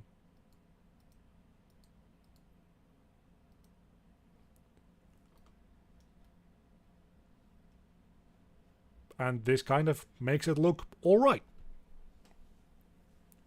So it's as easy as that. Now we've got this skull. It looks a little bit more like a monkey skull than a human skull, to be honest. But I'm not entirely unhappy with it. Again, I'm still learning ZBrush as well, alongside learning Substance Painter properly. So there's a lot of things that I'm working on at the same time. And this is the first model that actually takes use of both of them. I haven't done... Well, I've done something in Blender. I've used Blender's Decimate modifier to decrease the poly count on this thing.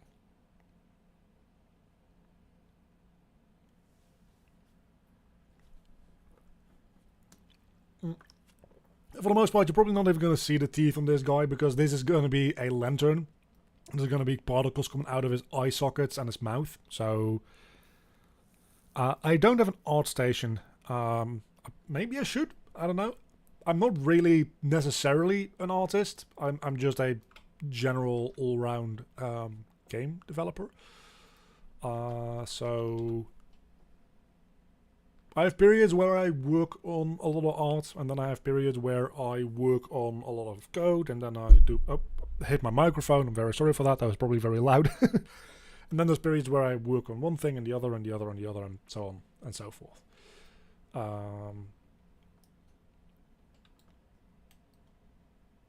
But maybe I should make something like that. I don't know.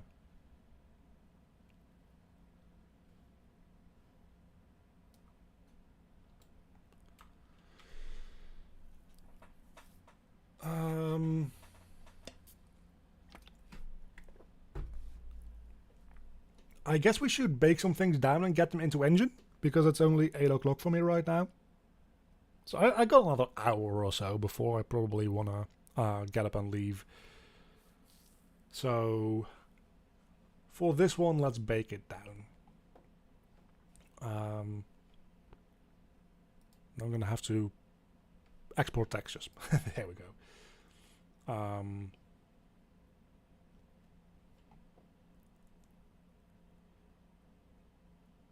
File type PNG, 8-bit, it's probably fine. Output directory, props. What are we gonna do with that? We'll probably put them into a separate folder, I imagine. Texture sets, and then we'll make folders for those as well. So skull lantern. Copy that file path so I don't have to look for it in a moment.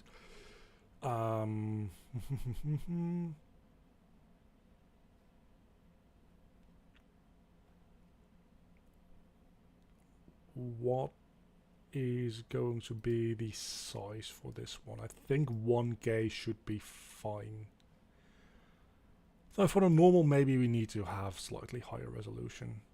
We'll see. We'll start with 1K exports, and then if we need higher, we can always export this in a higher resolution. Okay, that's how quickly we export that shit. So let's get it into Engine and see what it looks like. The Unreal is very slow with all this software open. Probably should have seen that coming. For now, we're just gonna drop it into this folder, and then we'll worry about all that other shit later. So we got these textures here, and then we'll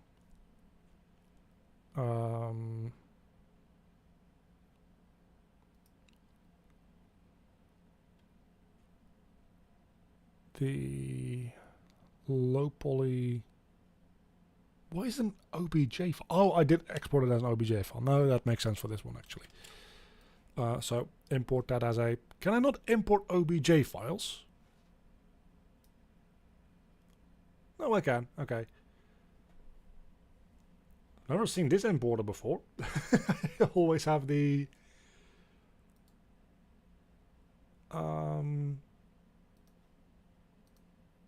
I always have the FBX importer because I usually export as FBX. So we can say the low poly. My God, that's tiny. Why is it so tiny? Why is it so tiny? If I put this into the world and I go to it, it is positively minuscule. That's probably a ZBrush thing or something like that that I still have to figure out and get used to. But for now,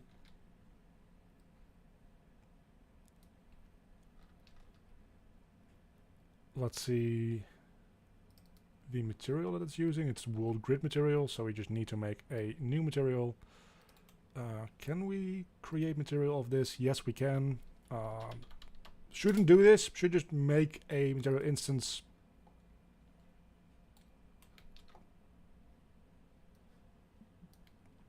Full stop. For now, this is mostly just testing what this looks like in engine, so this will be fine. That'll be the normal. This is occlusion, and then roughness and metallicness we're not using.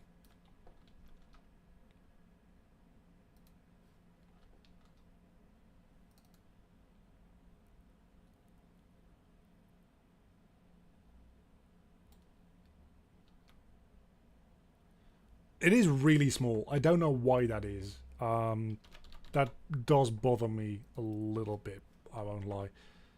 Because there's no real reason that it should be. But this is what it looks like in engine now. So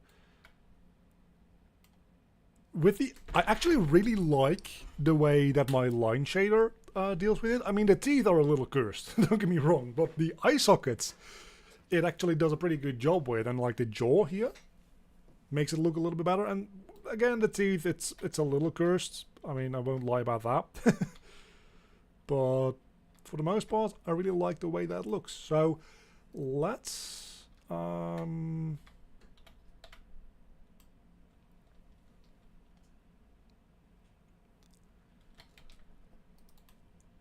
I know that is not what the stream is called, but I'm on a roll now. Let's try to make a quick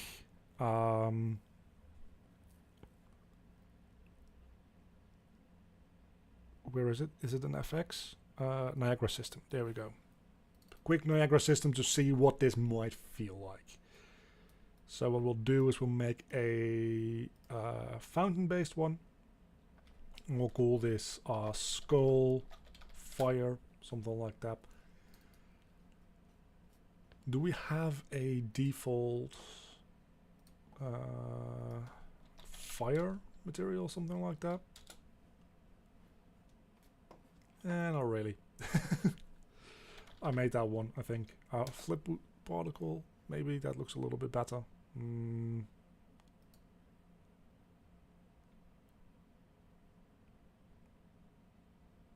Scale. That's an initialized particle. So let's set that to like 20 to 40, maybe.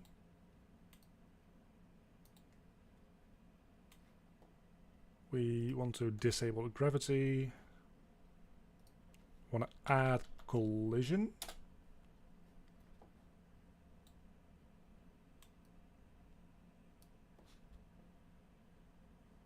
Doesn't like that. Okay, it's doing a lot better now.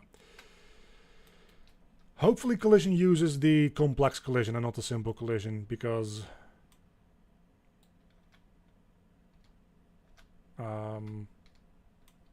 okay.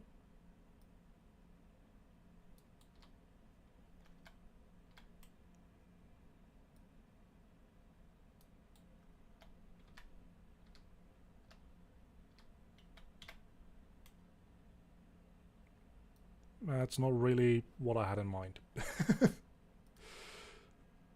But we also are adding way too much velocity to these things. Like this needs to be like 100 to 200 maybe. maybe even 50 to 80. It should look a little bit like smoke or fire coming out of the skull, is the idea.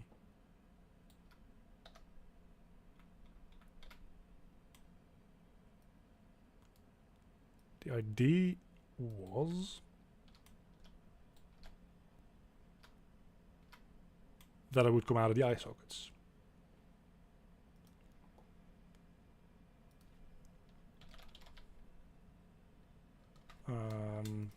Let's open up the mesh asset again, because what I think might be happening is we need to set it to use complex collision. And maybe once it does that, it will... it doesn't really do anything, does it?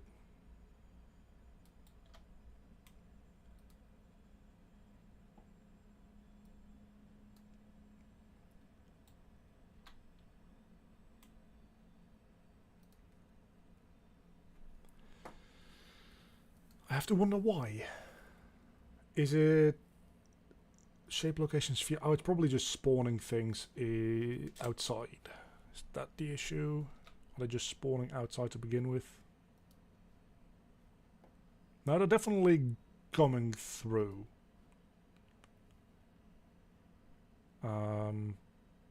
Worst case scenario, I could make... I probably will have to make like separate particle systems for each eye socket and a mouth. And that'll be fine.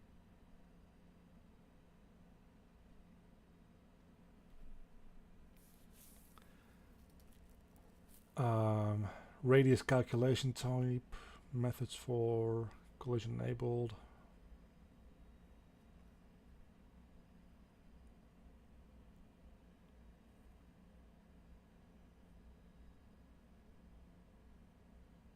World dynamic is what it's looking for.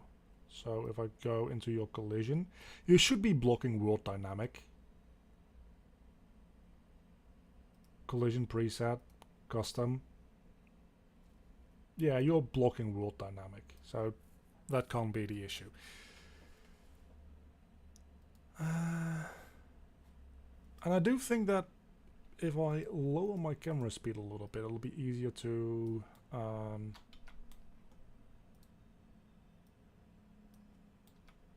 move around here a little bit. It's just altogether not respecting anything that's going on here. Okay.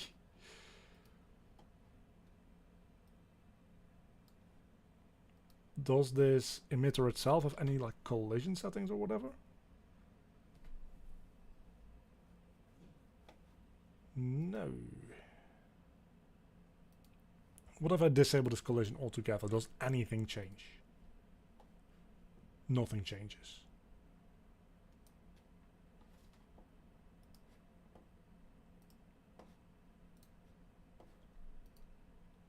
I have to wonder why. Well, where did Unreal go? There we are.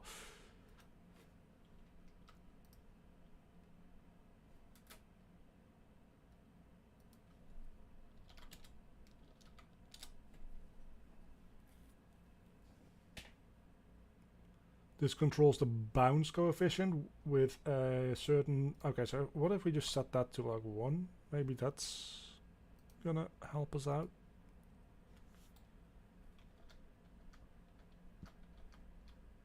Like it is doing something, right? Let's show collision. So yeah, that might be why this is getting fucked up, because okay. I used the wrong mesh to set the new collision. It's this one. This one needs to have its complex collision.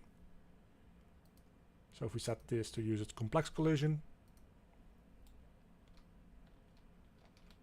it's a really good start.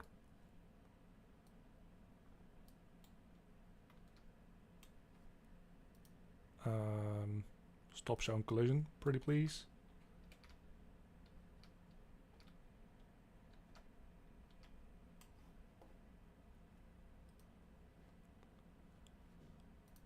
And then what we do for the fire coming out of here, which should be more like smoke. So we angle it a little bit more like that.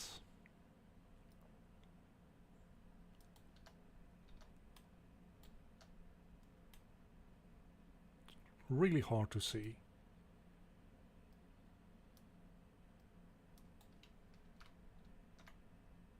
Okay, but with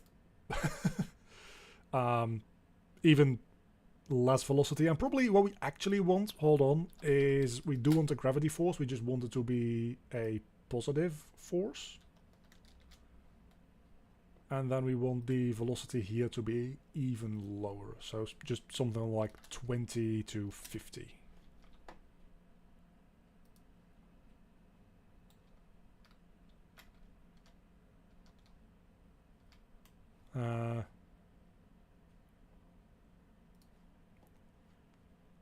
And then the gravity force is just like 150. And the lifetime will be 0.4 to 0.6.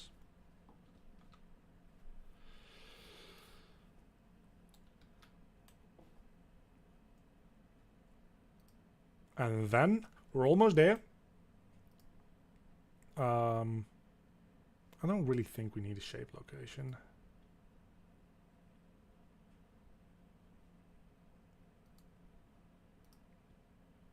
Now we just make them smaller again. So back to 10 to 15.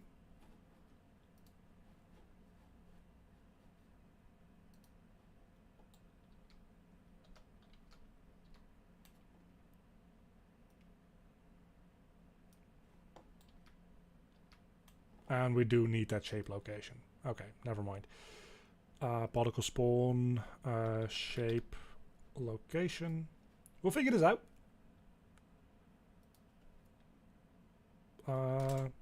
Radius of 10. Does that seem reasonable?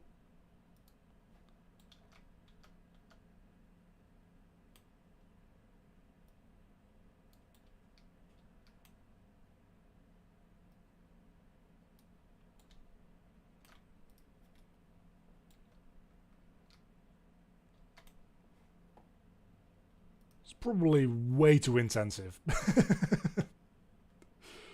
for the CPU to calculate all this. If I set the spawn rate to like 250 or something, it's probably going to lag the ever-living hell out of Unreal.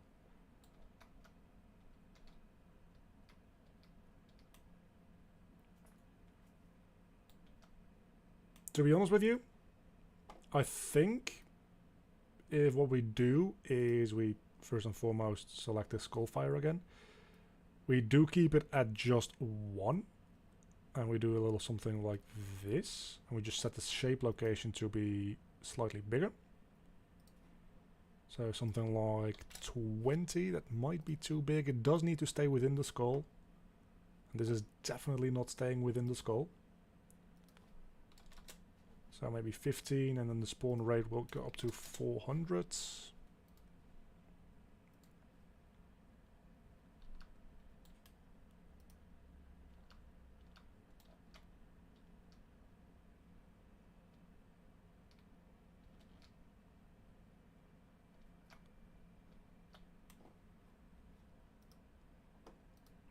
Not a bad start. Maybe just pull this back ever so slightly.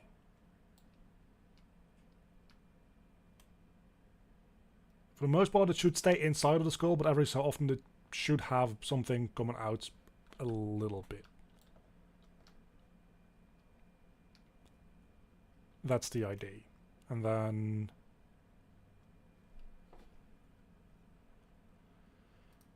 we want to add a point light inside as well.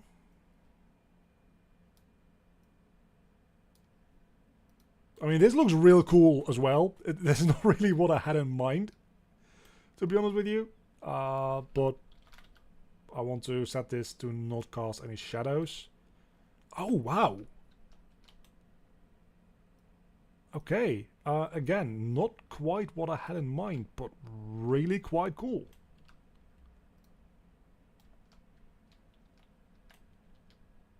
And I think also we probably want this to point that way.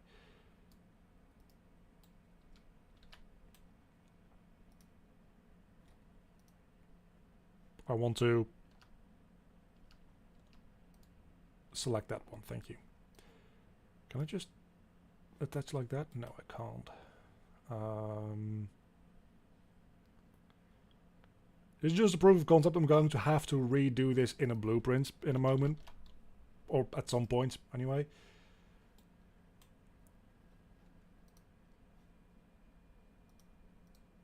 But just as a proof of concept, I just want to see what this looks and feels like.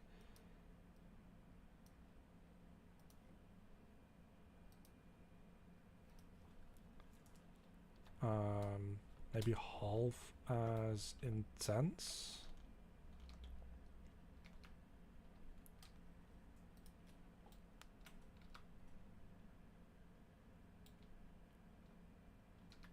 That's more or less what I had in mind. So that's good.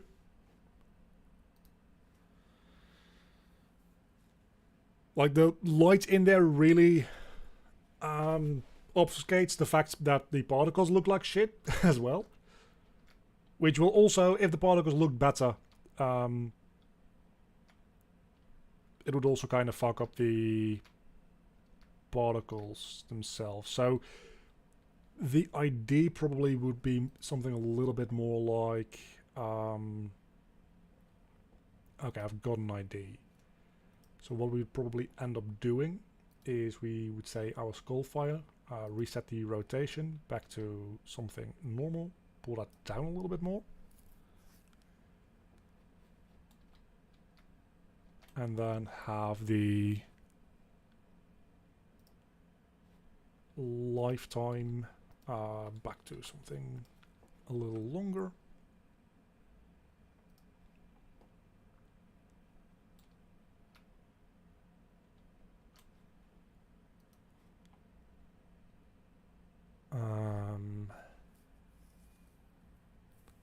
And then maybe we don't actually need the gravity force for this one. Maybe just the upward velocity is fine. If we increase it a little bit again, so 50 to 75. Every now and then one of them escapes, which is fantastic. That's what we want. And then we probably want to have specific emitters that just do the eyes, and one here for the mouth, maybe. The mouth probably should have been a little bit more open, but that's a little bit too late now. Can I just, like, bake it into a blueprint or something? That would be kind of cool if I could. I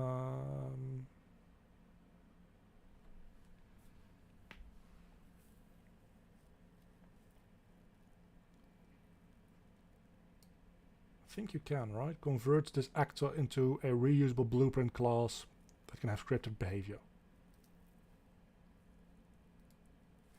So I can just call this a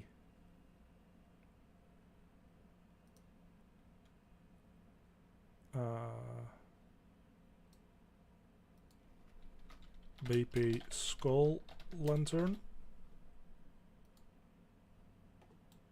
And okay, that... yeah, no. I don't think that works very well. Because now... maybe if I select all of them and then the top one, no, just the top one, do this, and then harvest components replaces the selected actor with an instance of a new blueprint class inherited from the... yeah, no, we just need to make this again in a blueprint. That's fine.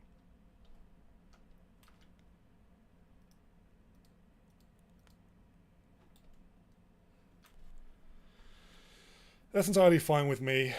But we're going to be using these things as... increase the camera speed again a little bit. hold on, if I copy this thing over, will it copy over all the children as well? No. So we need to do that, and then we can copy these over. And these are going to be the lanterns that I'm going to place around the dungeon here to have a little bit more thematic. Well, we're working on like the catacombs, Grim Reaper boss fights, Grim Reaper enemies. So the lighting is going to be done through these skull lanterns is the idea. And I think that looks pretty neat. So I'm going to keep one of them as a reference for when I need to reconstruct them in Blueprint. Thanks. I am actually quite happy with this skull. I sculpted it today. I just did the texturing on stream in like 5 minutes. And now we're playing around in engine a little bit with the eventual look of what this should look like. And I'm really, really quite happy with the way this feels. The only question I have is this is probably going to look really bad once I place it up against a wall. So what we'll probably need to do, since it's a point light, is either have a very white spotlight or set the point light to use light channel 2 or something. Because, yeah, that ain't it, right? So what we need to do is something like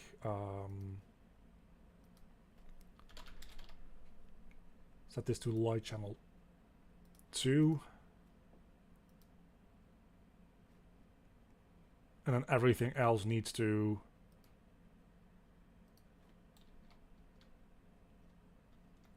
always be on light channel 2. Huh.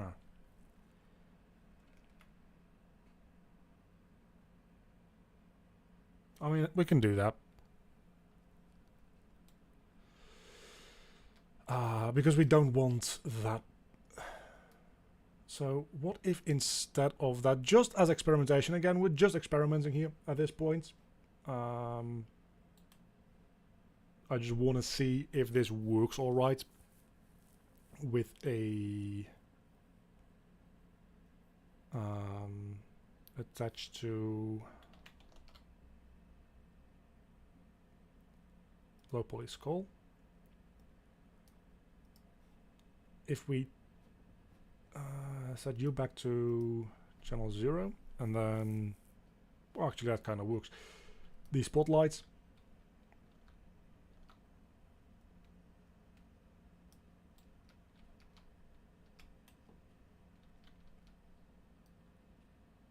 If we put the spotlight in here, why isn't it? There we go.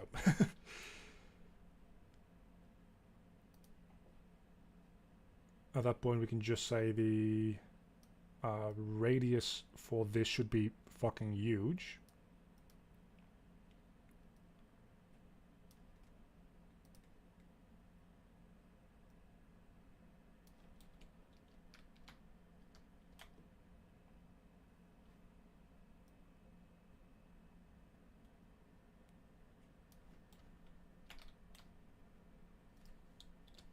And then we don't have to worry about light channels and stuff. And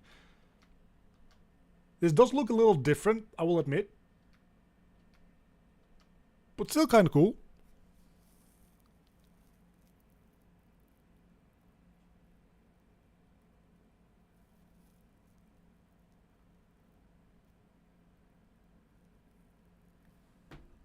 If anybody here wants to like join the Discord server and link the ArtStation there, I am always interested to just like snoop around and see what other people are making. It's always very cool to see people's work. Yeah, I think I'm gonna go with the spotlight method here. That works fantastically fine. Every so often, one of these, I think it's one of these particles, casts a little bit of light on the wall, but that's fine. Oh, it's just when I get too far away. A little bit of flickering on the wall is fine, as long as it's not casting a bunch of light, like a hotspot onto the wall. Yeah, the glow from the eyes, honestly, kind of a happy accident. It is what I had in mind. I just didn't really know how I was gonna do that. But just placing a light inside kind of did what it needed to do there. So, why the fuck is this particle system pointed in a weird direction? Hold on. Which direction is this actually firing particles in?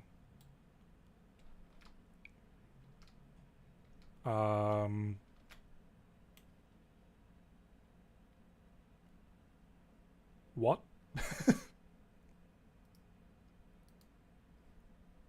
Its rotation is set to 0, 0, 0. Why?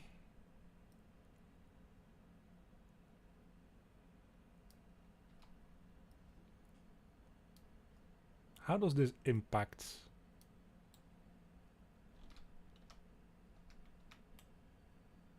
A little bit back maybe more. A little bit more up. A little bit more up still. Slightly more back again. This is probably going to be a performance killer, the fact that it has those particles with collision.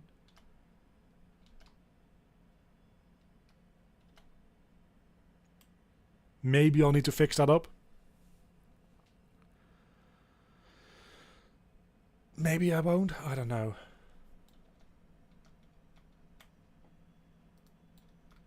Now, let's pull this down a little bit and have it like actually serve as a light.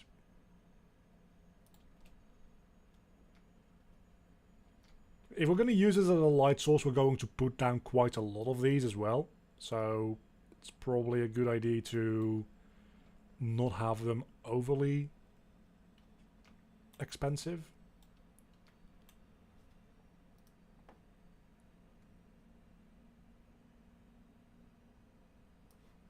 in their performance. I have no idea, number one, how this is going to run, or number two, no, I have an idea, never mind.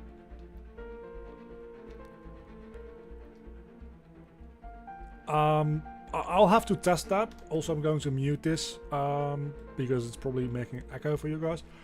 I'll have to test the particles and how much it actually impacts when I don't have like 5 different programs open up at the same time as well. Because I do really like those particles, but the particles with collision, and it's spawning like 500 of them per second per skull, and I can only imagine that that is going to be a problem if I put like 20 of them in a room. But just to check what this looks like in context, where did I put it? It's got to be somewhere around here, right? I put it on a wall. This is just a fucking gigantic room. Frankly, it might be a little bit too big.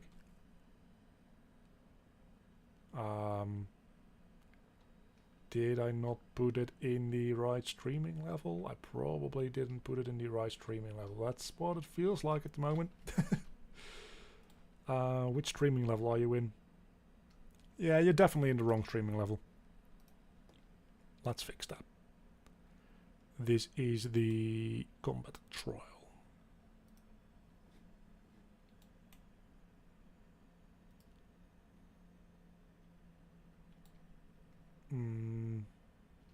Oh, it's combat grinding. That's not even...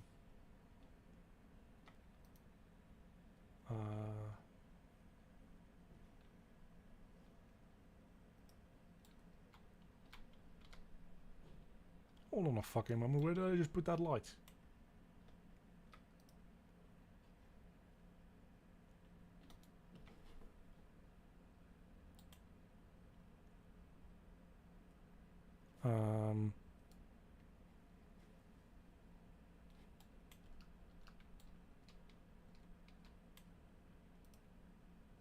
Let's hide that. And why is it not showing the icon for the light that's in there? I have a lot of spotlights. Okay, so why isn't that showing? Is it because it's inside of the wall? It's because it's inside of the wall. Okay, that makes sense. Fair enough. That's my bad. So put both of these in the proper streaming level, which is 1.6.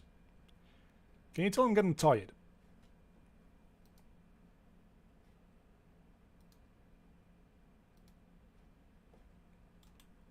Because I'm starting to make dumb mistakes.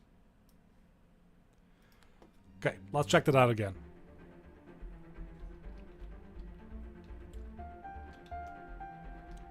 I was looking at the chat and then I fucked up some really basic platforming. I'm getting quite curious to you guys' art stations. I'll have to try to check them out whenever I can.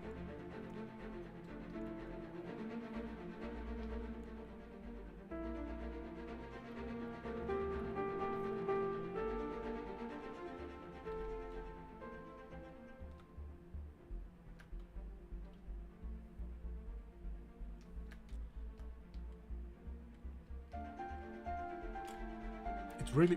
Okay, never mind. I was gonna say it's really easy not to get hit here. Should probably be a little bit more difficult, and then, of course, I immediately got hit. Can I see the skull thing from here?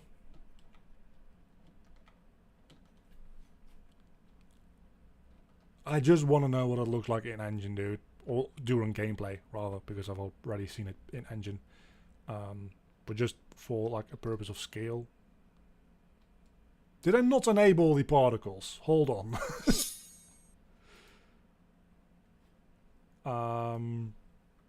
Skull. Did I? God damn it. Skull fire.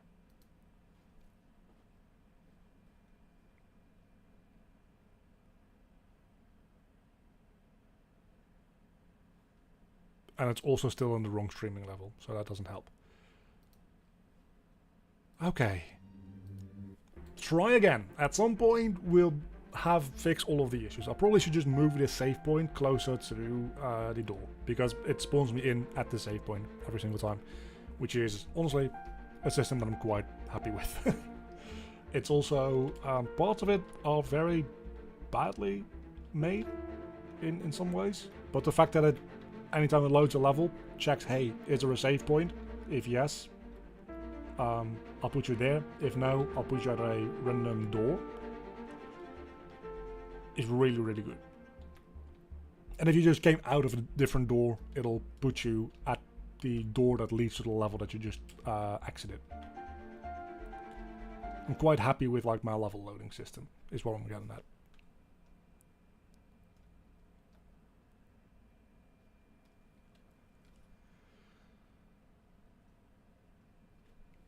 Also for testing purposes makes it quite flexible because I can just move the save point around and test different things. I went the wrong direction again.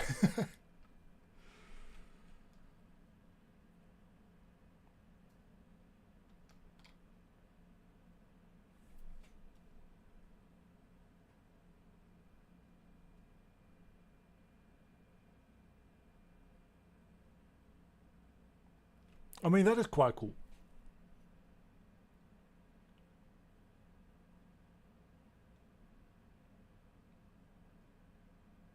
What I should probably do is make it so it doesn't use collision. Still. I should just kill particles when they get within, like, outside of a certain radius. That's a lot cheaper to do. And then add in add in 2 or 3 different smaller particle systems which just spew out of the eyes and the nose. That way I could even render them on the GPU. And then I can spawn in fucking thousands, hundreds of thousands of particles without any problem. And I can very easily put down a lot of these skulls in a room. But I don't think I'm going to do that right now, because I'm getting tired and I'm making mistakes and all that kind of stuff. So what we're going to do is, again, it's been over 2 hours, so I'm going to bounce. been a lot of fun. We did quite a lot of good stuff here. We made this little guy, which we just looked at in Unreal itself, but we also made the, yep, let's save those changes, that's fine. We also made these gravestones for anybody who came in a little bit late. So we have this cross gravestone as well. And then the, in my opinion, best looking one of them is the base one. This one looks real cool. And then we also started off, we spent like an hour on the character itself. So we have models, characters, enemies, basic Reaper. We spent like an hour on this motherfucker. For good reason. He looks amazing. Well, amazing is maybe stretching it a little bit, but I really like the way this guy ended up looking. So, with all that said, I've done a lot of work on art today. I'm gonna go do literally anything else right now and lay down because my back is killing me because I still don't have a chair with back support. It'll be another week or two before that thing gets here. Fucking hell. So, thanks everybody for joining in and hanging out and having fun. Again, if there's anybody here with like an art station to shout out, I would very much like to look at them. Join the Discord down below in the description and send me a link because I like looking at other people's stuff. Yeah, no, I hate sitting on this chair without a back. The only other chair I have at the moment with a back is like a very uncomfortable wooden chair, which is also very low to the ground compared to like this desk chair that I have. So that's not much better. I alternate throughout the day between the two of them most of the time, like sitting comfortably on an actual like soft chair and then having an hour where I can actually like lean back against some back support. Around the 11th of December I should be getting my new chair delivered, and then all my troubles will still exist, but at least I won't have as much back pain. Thanks everybody for coming to hang out. See you next time.